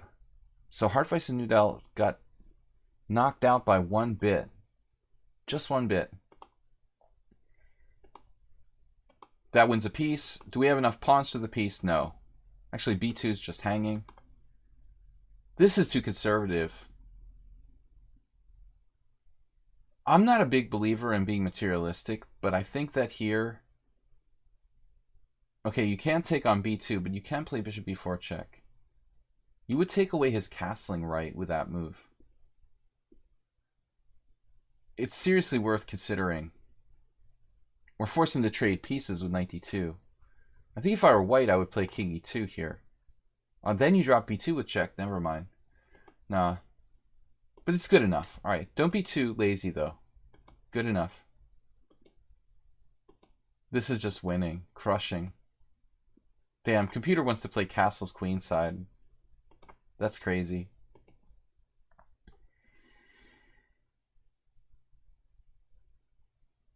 Well, I'm doing a Maurice Ashley looking at the engine here.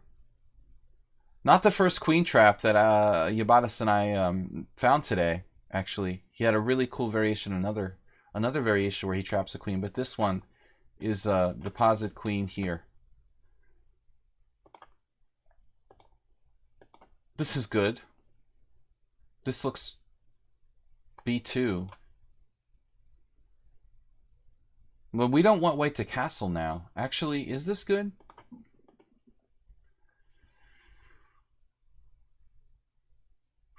We don't want him to get away and castle. Once he gets away, we've got a problem.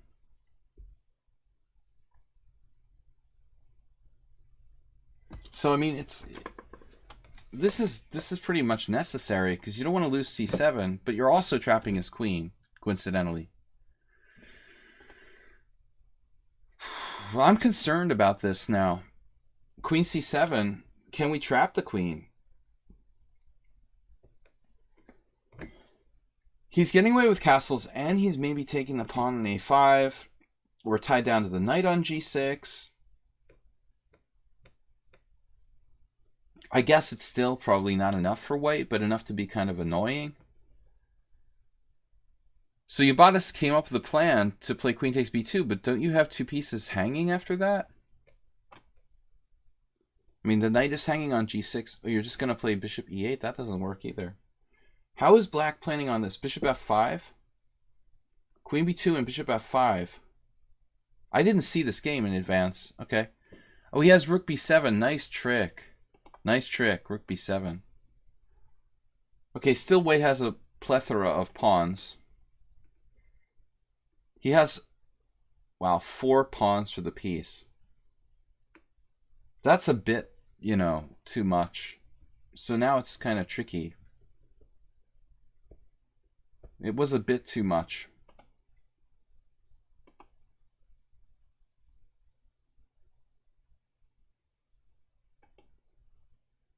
Obviously he has to take with the pawn now. Houston, we have a problem. No, we just stay on the a1 rook. Okay. That's fortunate. Oh.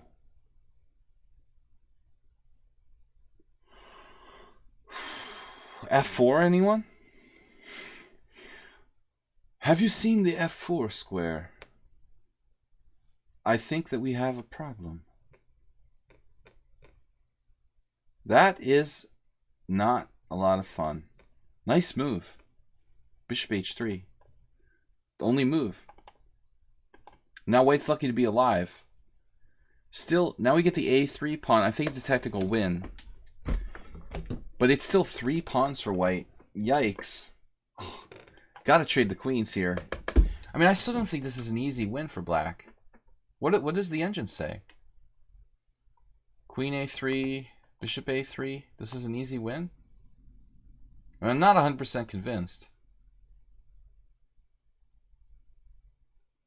Not 100% convinced this is an easy win. It's 3 pawns for the piece. Okay, he keeps the queens on. I don't blame him for that. I don't blame him. He's down a piece. Apparently he has a nice combination, sees it next move with bishop e3. White has no threat right now. So that's simple. Bishop takes e3.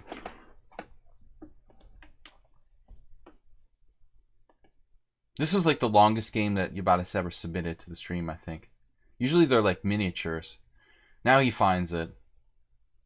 That's the end. Like the doors. That is denuding the white king of enough protection. And basically you're threatening bishop takes f2 check.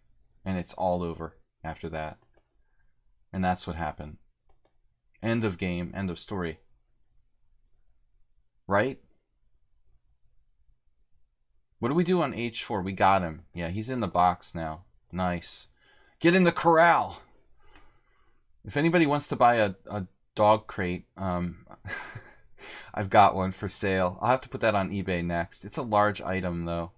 Probably better to sell that locally. Haven't heard much out of Bob today. But speaking of dog crates, looks a little uncomfortable for white here. Craigslist. Large items. I have a piano. A player piano, but I'm not going to try to... That's cute. That's cute. B8 is covered.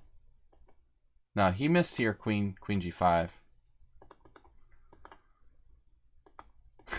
The long way. I'll take the long way home. Anyway, I think this is a safe bet now. King h7. Overly cautious. If you mess around anymore here, you might actually not be winning, man. I'm getting a little bit nervous, guys. Like c5, c6 is a serious issue. But our two guys should work. We'll have a check queen d8, but get the pawns moving before it's too late, man. g6.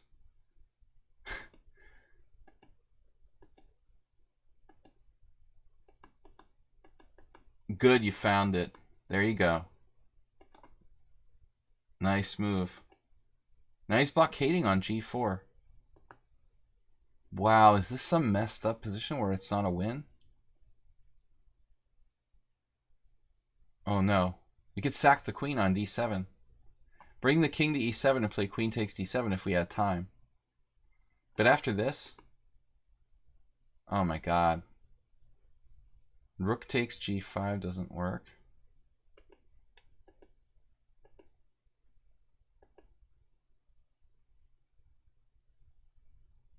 He didn't get there in time. Okay. Oh, man. He didn't make it in time. It's so sad after all that. And he's lost. Okay, guys. Time-consuming game. We got half an hour left. So, Yabatis, thank you. Uncle Monty, Blobby, Smitten. And 5 games left for 30 minutes. There might have been some moment there where white was actually okay. Let's see. Like, just momentarily... Let's see the graph. Actually, do we have a graph? Can I get a graph? Oh, no. I'm not going to do that. All right. Let's move on. Yabatis, did you check that game? Was there a moment where he was okay in the end game? Basically, what's this? That's Bobby's game. No, that's Yabatis' game. I'm losing my mind.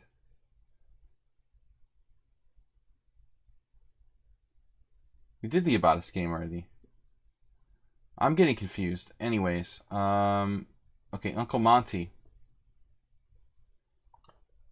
Yeah, Mana Spurs.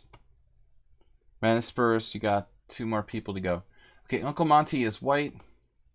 He doesn't really have a comment with this, right? Probably black should consider d5, I guess. That's just a different opening, though.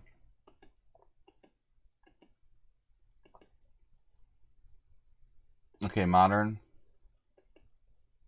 b6 is a really rare move.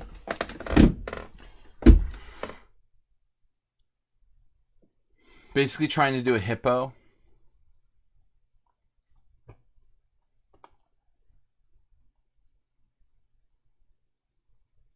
So the threats begin.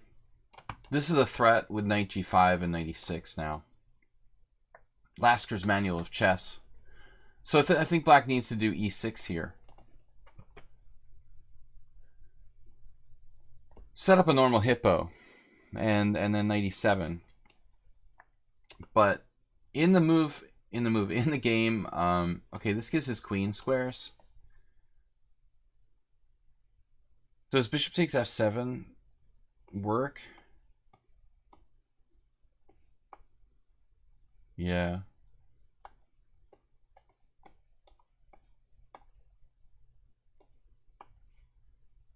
Oh man. But it's not clear, is it? Dr. Danny Kopek. He would enjoy that. Would have enjoyed this. It looks like Dr. Danny Kopek against Alexander Ivanov. He had fun against Ivanov's modern sometimes. Doing crazy things. Oh my god, it's totally insane. That's interesting but speculative. Probably more fun for white than for black though. Computer says knight g5 ironically. And so if e6 then you sacrifice? This is still not 100% clear, is it? Knight e6, queen e7, knight c. Oh, the engine comes up with a really nasty move here, knight b5. That's still not clear, so. But you take your life in your hands when you play these funky kind of moderns. There's a lot of sacrificial possibilities here. A couple of Greek guys. Queen d2.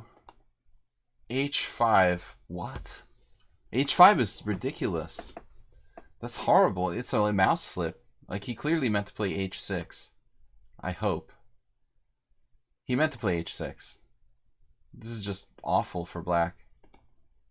And now e5. So f7 looks really tender. Rook e1, it's like a okay, but not really trying to blow black away. Just making principled moves.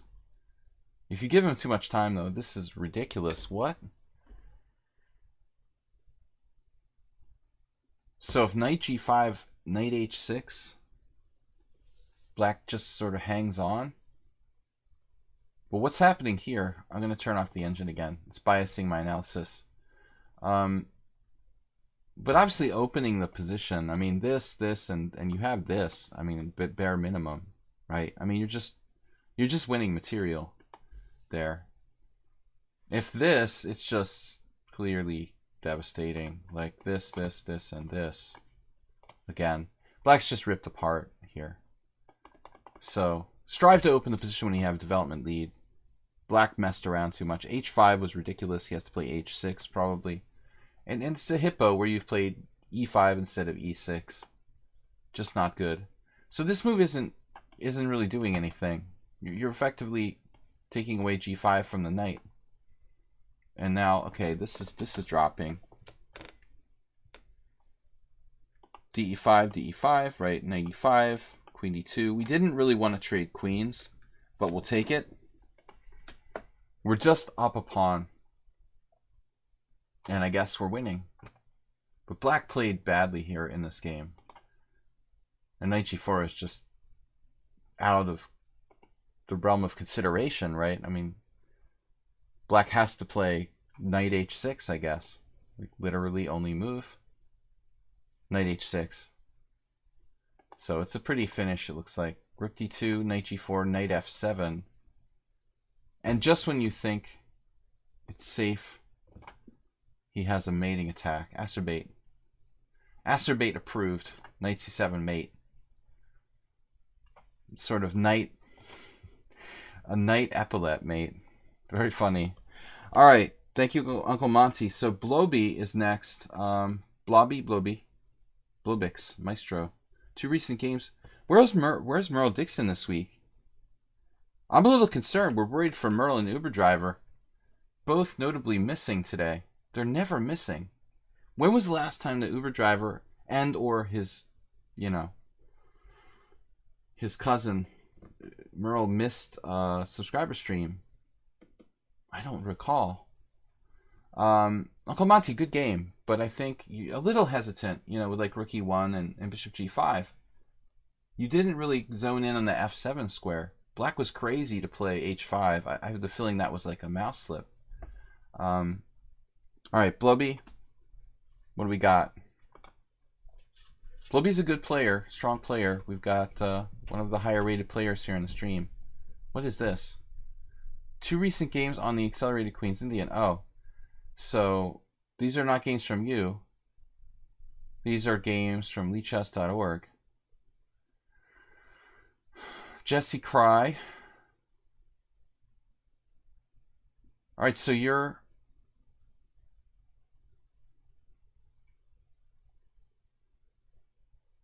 Let's see Jesse's game, because I know Jesse. Maybe it's Jesse's a bad player to play this against because he played the English defense a lot with Black. So I would think like someone who plays the English defense would have kind of a decent sense of how to deal with a b6, an early b6 type of system. So let's see. Imported by Blobix. Jesse is he's basically kind of a conservative player. That's a blitz game? Alright. Yeah, my one game with Jesse was a hedgehog where I was Black. It looks like he hasn't changed his opening repertoire. I managed to hold a hedgehog against him. G3, bishop b7. We were basically the same rating, and then when my first life disintegrated, he passed me and became a grandmaster.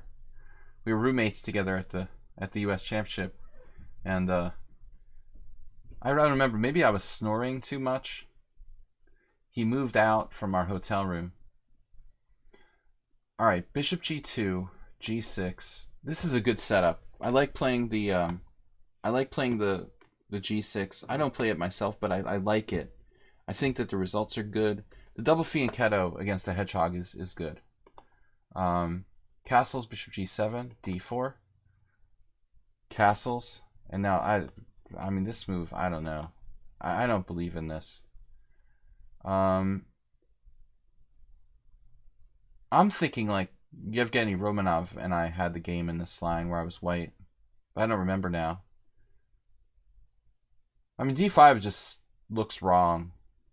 It has a good score, I see that, but I don't believe it. You know, it feels wrong for white. So you can see what the engine says.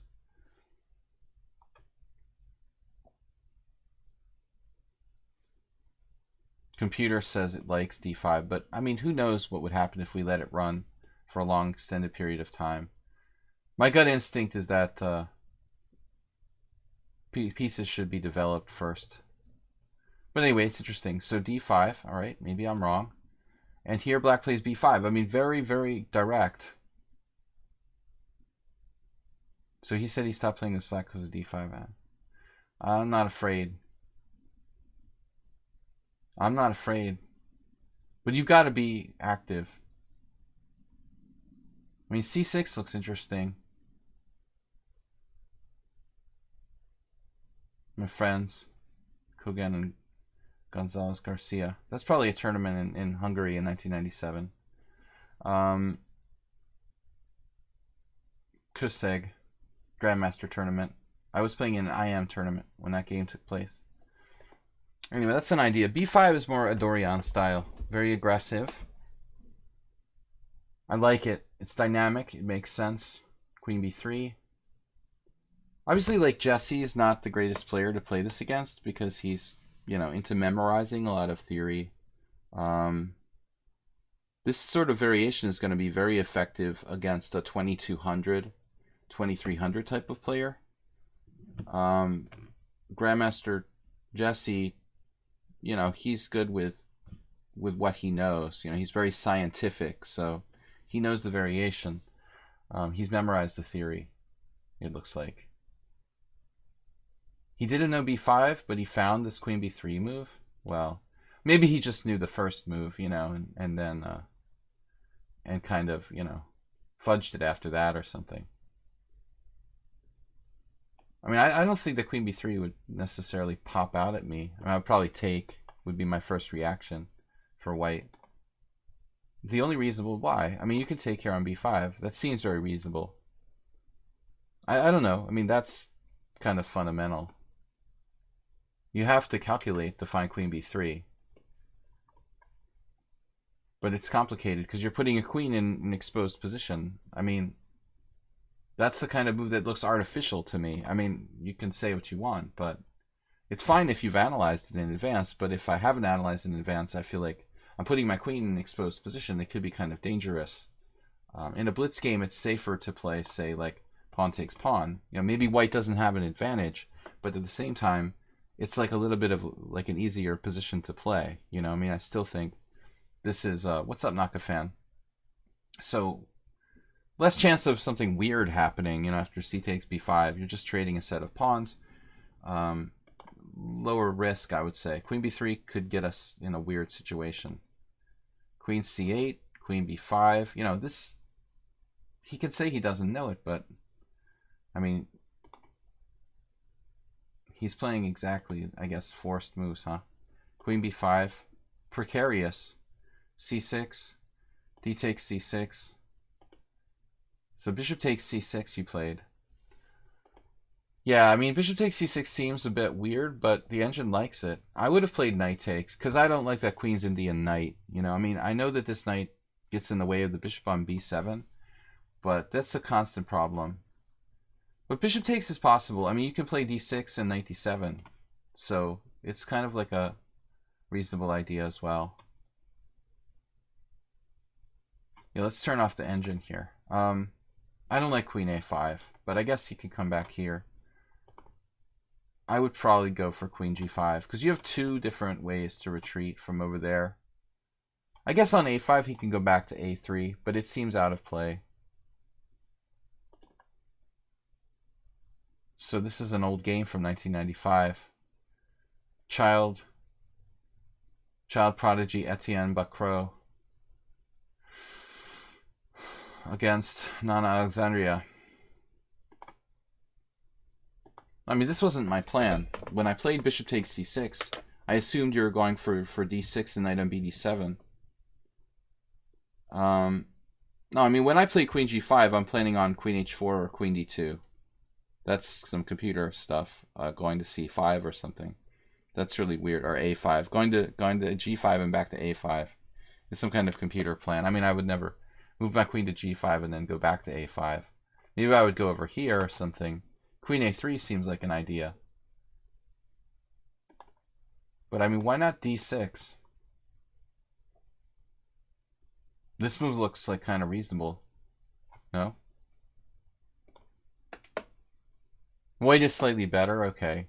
White is slightly better, but it doesn't seem that bad. You know, you've got knight coming here, queen b7. I don't know. Okay, maybe you didn't equalize, but you had a different plan. Right, you're on a4, so, I mean c4, so there's a point to this. I don't really like his queen there. It's misplaced. But again, I kind of prefer this. d6. But I think knight a6 is interesting too. Yeah, you're a pawn. White's a pawn up. Yeah, it's a little bit dodgy. Black doesn't have quite enough for the pawn.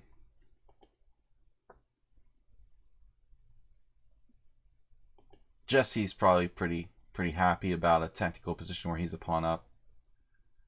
What's going on here?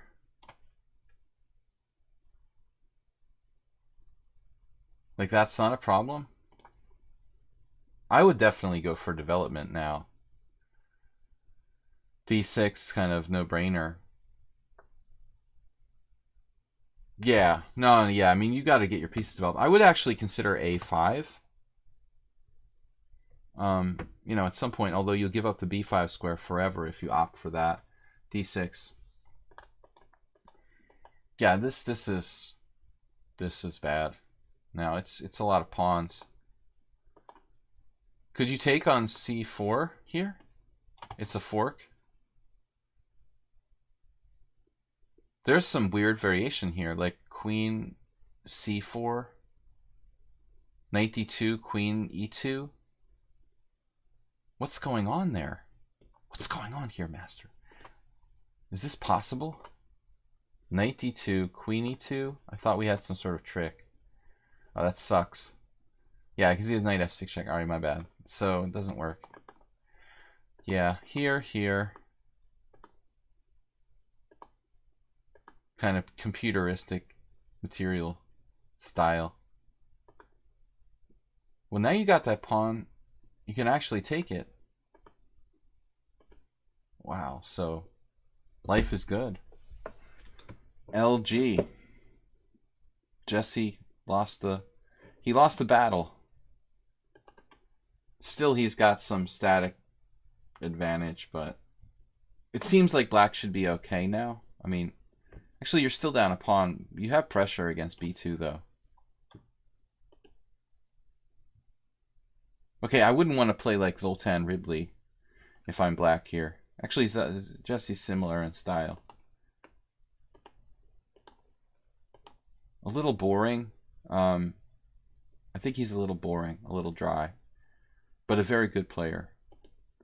Bishop takes c1, rook c1, queen f6, bishop f3, rook d8, rook c2. Now he's in heaven. Tactical, structural advantage of the smallest variety. Knight g5, king g2, knight g5, queen f3. So this is a draw. Oh no. Yeah, it should be a draw. It's a draw. I mean, you lost, I guess. Unknown finish. But don't get tied down to the pawn again. Don't lose. Don't get tied down to d5. That's all. It should be a draw. Okay, guys, we're running out of time, unfortunately. We only have 15 minutes left, and I have to do three. We try to do 3 games, but we'll try to do them. I'm not sure about testosterone. Smitten was next. All right, grab it. This is from Chess Tempo. So Smitten is white. 4 pawn to island. I like that. Smitten white. d4 c5. So this is not normally played. Like, you're supposed to play d5. The problem is if you don't like closed positions, you're a little bit out of luck. Like, d5 is the only good move for white in this position. Anything else is too modest. Basically e3. You know, if you play the London system, you're in particular trouble. Like, probably you should play c3 and hope for the chance to play bishop f4.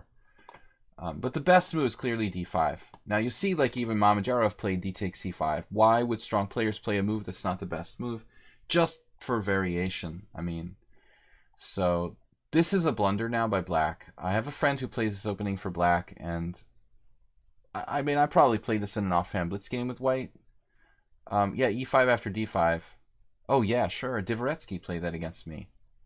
I mean, it's a totally known line. Yeah. No, d5 after e5. I don't know what they call it, but it's fine. It's like a check Benoni. There's a lot of theory on this. Sure. It's hard to play these positions. c5, d5. But anyways, dc, interesting. After this, you shouldn't play, black shouldn't play queen a5 check. Black should just play e6. This is very important for black. Like, that's the only good move, I think. Looks like some people, this is like an Emery Tate move, knight a6. People have done that. All right. I guess it's possible, but I mean, e6 seems to be pretty safe. We'll have to ask the Franco Benoni experts out there. Queen a5 check definitely, like I said earlier, Ben Feingold says that f6 is always bad. I say queen a5 is always bad. You know, this is like bringing the queen out early. Never a good thing. Now, ironically, there are some good players who have played this. But I would prefer e6. Creative. So now queen d5 is kind of a fearful move. I think that you should embrace the queen on c5.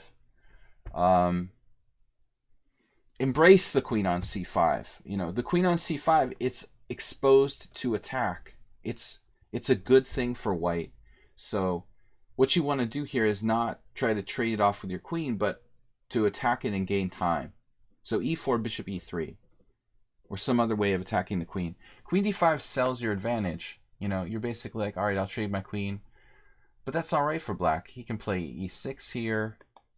This is a weird move. So e6. E6, what's up? Queen takes, bishop takes, equal. This is completely equal for black. Queen d5 was a bad move. All right, queen c6 is a bad move. Now, you know, now it's like white has the upper hand. But this is a bad move. This is a bad move playing for like silly tricks. Develop your pieces. Okay, e4, principled move. And then on e6, I think this queen is particularly badly placed. So we're probably not going to trade queens. We're going to make a move like queen d3, or maybe even queen d1. Queen d3, queen d1, queen d2. Pick a square, any square. No, pick a square where even this, I don't know, possibly queen g5. It looks weird, but I kind of like it coming here and keeping this option open. I'm curious what Stockfish says here. After long thought, queen d3. Okay, guys. So it's a clever tactic, but you're playing for tricks, basically. It's clever, but it's not principled. You're not developing your pieces. And if he sees through it, it's not a constructive move for you. And that's what should happen. So the way he played it, he lost his right to castle. Now it's still an equal position, I think objectively, but maybe easier for white to play. I don't know where your knight should go. I think you should consider f4 because you don't really want to block your e-pawn, the mobility of your e-pawn. Castle's queenside is nice, and you have a ready-made c4 break. So you should just hit him with c4, and you have a... I mean, you very possibly could win a pawn quickly. I don't think your move is bad, though, knight f3. You might have missed a window where you could play c4. Of course, c4 could backfire. Black could get the c-file. But again, here, trading pieces, just like queen d5, playing for tricks. But you got to give your opponent credit. Trust me. Give your opponent credit that they're going to play the best move. And that's the best way to approach the game. Just pretend everybody is like Magnus Carlsen. That's the best way to go. Knight e5, be on the safe side. Knight e5, bishop e5, king d7. That's a weird move by black. I mean, there's absolutely no reason to block his own bishop here. If he moves the king anywhere, it should be e8. Bishop takes, c4. And it looks like you're going to win a pawn, but be careful because this bishop pair could be very dangerous.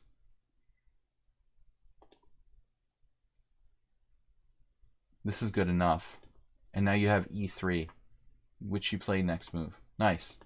So you managed to emerge with a winning position, or virtually winning position, but I think that both sides made a lot of mistakes in the early going there. You basically want a clean pawn, and that's good. It's a technical endgame. I might consider like bishop d3 here. Because now you're up a pawn, you don't really mind trading pieces. On the other hand, maybe you don't really want a rook endgame. I don't know. There's a lot of ways to approach this. I'm not sure. d5 is going to lead to a very long process. It's probably a good move, though. It's a protected pass pawn. I'm not going to really like say this is not a good move, you know. A little moment of safety maybe here with some sort of king move would be recommended. I understand g4 though, especially when he has a question mark next to his rating. Do we have f4? Too late. Too much counterplay. You didn't take time to play a prophylactic move. You need to think about your defense. So king b2 or king d2, or maybe just, you know, you're up a pawn in an endgame. I mean, you can fix his pawns and get your king to a sensible location if necessary. But I think just king up right away. You know, why do you have to fix his pawns? f5? No problem. You could play f3. So, all of a sudden, he's back in the game. But maybe he's not enough back in the game. It's true. He has f5, no? f5, take, rook h4. Interesting. So he probably should play something like rook b8. Rook takes is a problem. Yeah, actually, he's right. bc4. Uh-huh.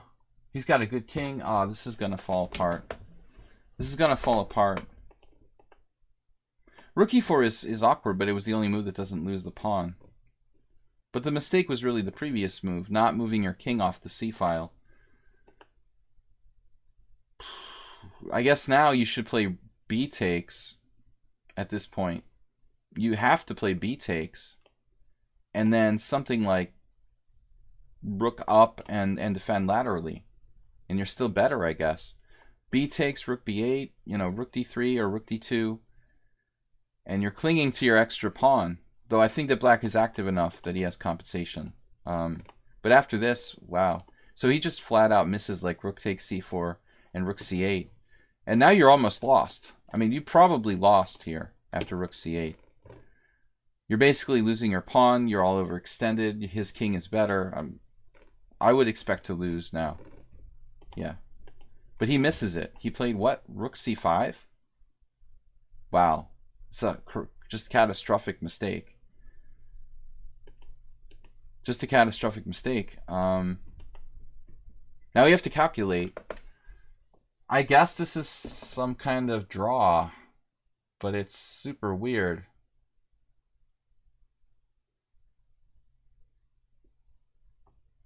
b4 check isn't going to help you. I'm going to go out on a limb and maybe guess this is a draw, but I'm not calculating. I'm just playing on intuition. Computer says like 0.6, so it's a draw.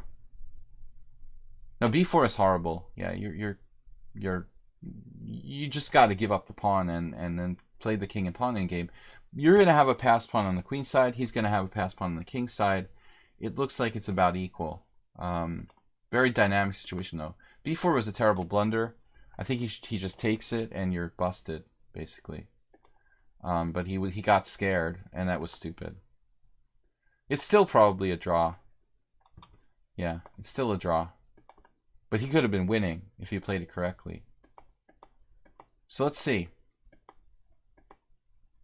Now you're probably lost. Is there some way to save this? You just have to hang out at this point. It's like black, I don't know, black's a little better. Just a draw. This is possibly lost and you just went too far.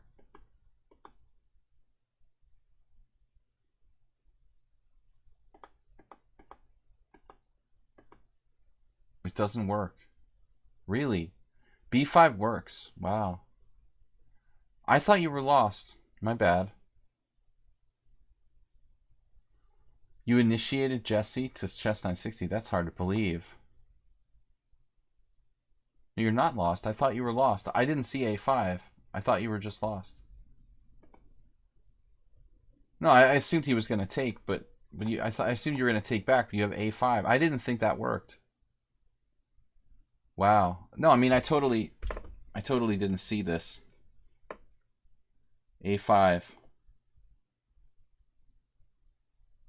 Well, okay, I don't understand something yet. King c5. a6. What am I missing here? No, I'm not wrong. b5 is lost. He just played king c6. He's supposed to play king c5. Okay. So I'm not crazy.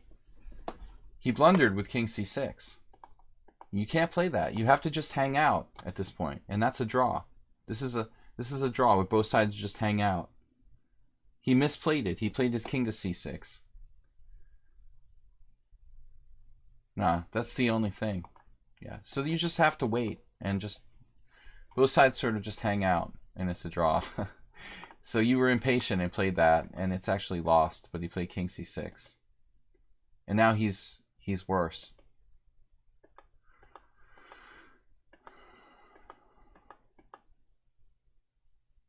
Still a draw,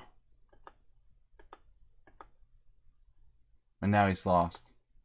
So e4. Okay, this is a very, I don't know this kind of position by memory. I mean, I have to calculate. We don't have much time left, but I'm going to trust the table base here that it's a draw if he plays e4. That's ironic, though, that he can't wait one more move. Now he's lost. Just gone. f5, e4 is gone. Good game. Let's see, did you finish it off? Yikes. Nah, you let it go. Alright. Yeah, you messed it up. So here, king f5, just take the e-pawn, and you're winning there. No need to give him any counterplay. Alright guys, I'm going to very, very briefly go over these last two games. These guys were kind of late. So he found it. I don't know if this is the right game or not. Bob asked my favorite game. Let me see if this is the correct game. It says Zukertort had 0 inaccuracy, 0 mistakes, 0 blunders. I'm not sure if this is the famous game or not. He asked me what my favorite game was. Don't know if this is the game or not. I have to remember. This looks kind of boring. So Bob did not find the game in question. This looks like a win. Like Nimzovician, sort of. Well, maybe this was the game. I remember this game. Yeah, that's it. Okay, this was the game.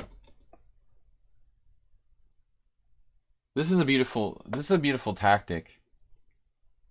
This one's played in their match. Yeah. Maybe this was the game. I thought there was another game, though. I definitely know this game, but I'm not sure if the game that I liked years ago was this game or was a different game. Obviously not my favorite. Not really my favorite, but I recall this now. It's a really nice trick. Yeah. I don't remember, Bob, if this was the game or not. But that's a beautiful shot. Now, here apparently he missed a move. Rook f7. Why does Stockfish say 6.2? It doesn't look like he missed anything. G takes h. D5 check. But this is a beautiful move. Queen b4. And suddenly black's lost. Queen b4. It's just devastating. Acerbate. Blackburn had some interesting games against Steinitz too.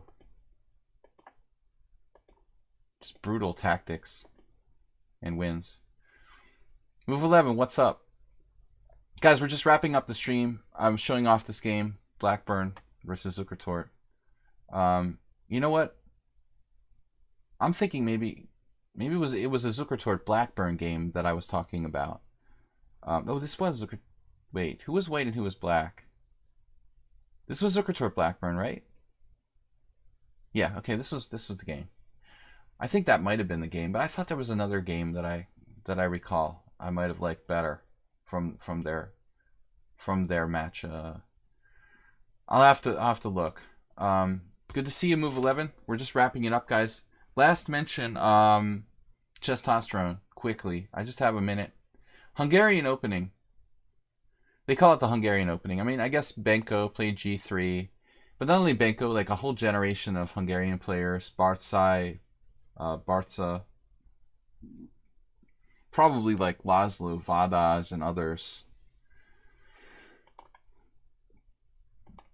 A whole generation of old Hungarian grandmasters from like the 50s and 60s. Benko gets a lot of credit. And Barca. G3, E5, Bishop G2, dubious. You should play C4. Stockfish is really anal retentive. This is dubious. You should play C4. We could have played c4 on the first move, Stockfish, just for your information. So d3, that's ridiculous, dubious. You should play c4. This is Larson versus a great game. Larson versus Geller. One of my favorite Larson games in this line. Bishop d6 though, that's kind of rare. Unambitious. I play a lot g3 too. That's true. And it's just basically Turkey Farm likes the modern with both colors.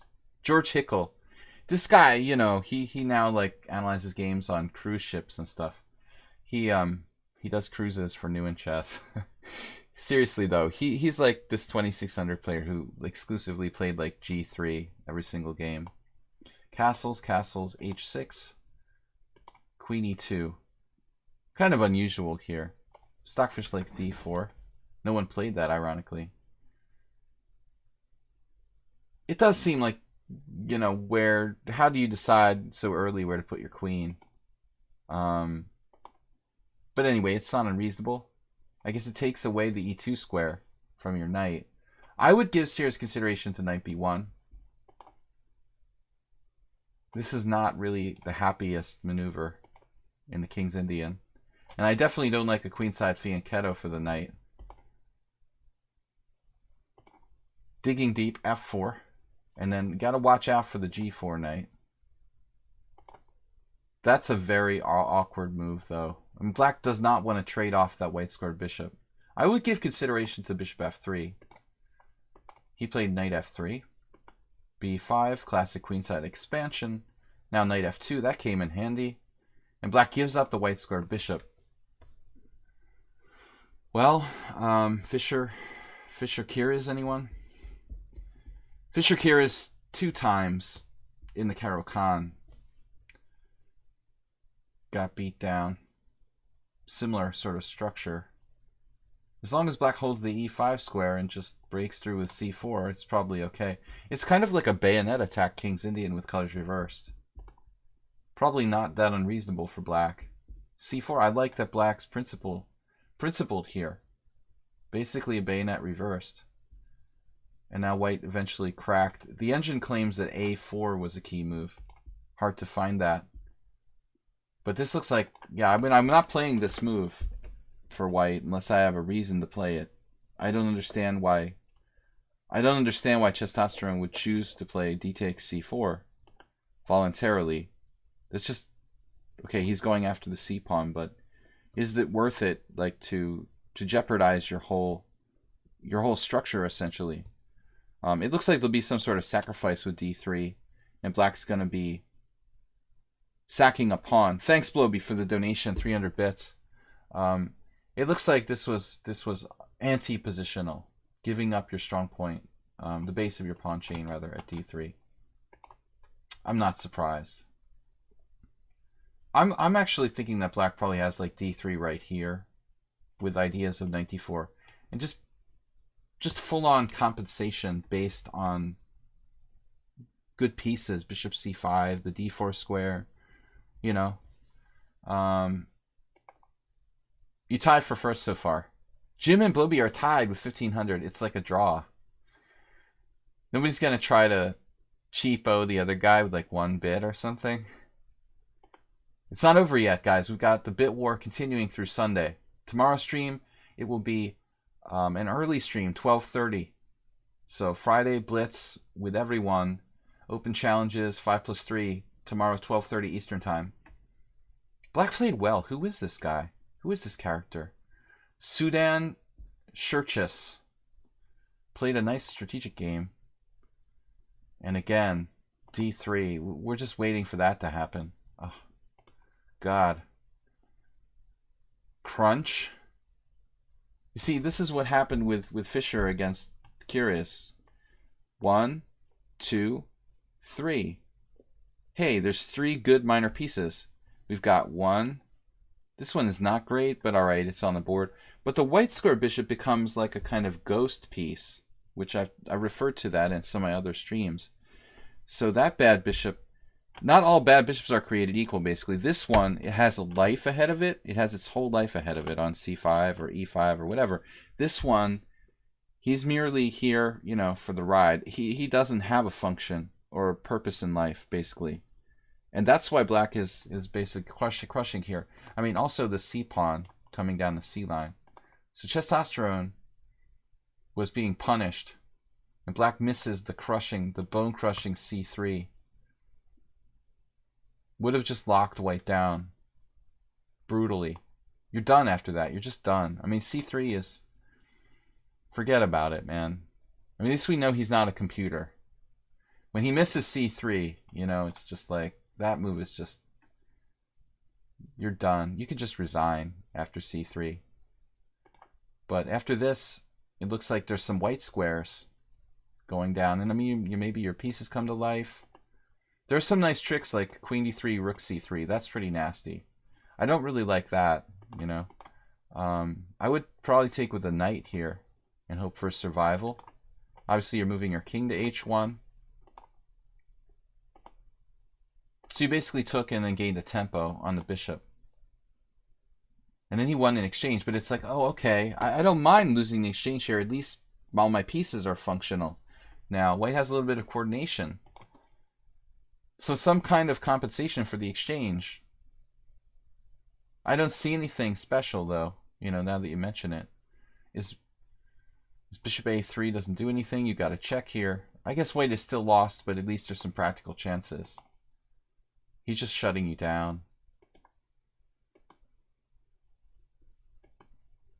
Basically, white was really outplayed, and black played like a machine, except for missing c3. That's the one move that makes you think, well, maybe black wasn't a computer, you know.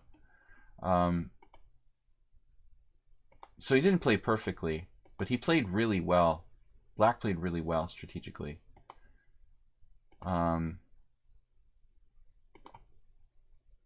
Testosterone just blundered. Queen d4. Game over. But I think the thing to take away from this, guys, is first of all, knight d1. Okay, that isn't really optimal, and it leads to problems, I think. Now, secondly, we go further. Black plays bishop g4, and we get a kind of king's Indian situation, and whatever. Okay, we've got the king side, he's got the queen side. I think what we need to do here is just accept it, you know. Not try to take on c4 and then all hell breaks loose. You got to pretty much go all in on the king side. Try to keep the queen side together, but try to go all in on the king side. And it's not my thing, though. I don't really like Mar del Plata King's Indians. When I play the King's Indian, I try to play something more flexible and fluid and not get into that, like, you know, I don't like it when the game controls me. I like when I control the game. It feels like when you play the Mar del Plata King's Indian, you're not in control of what's going on. It's like, you know, you're just regurgitating like 25 moves of theory, and then like the position just decides who's winning. I want to have more control over my fate, so I don't like to play these like totally all-in closed King's Indians. But here it looks like this is the beginning and the end, because you gave up.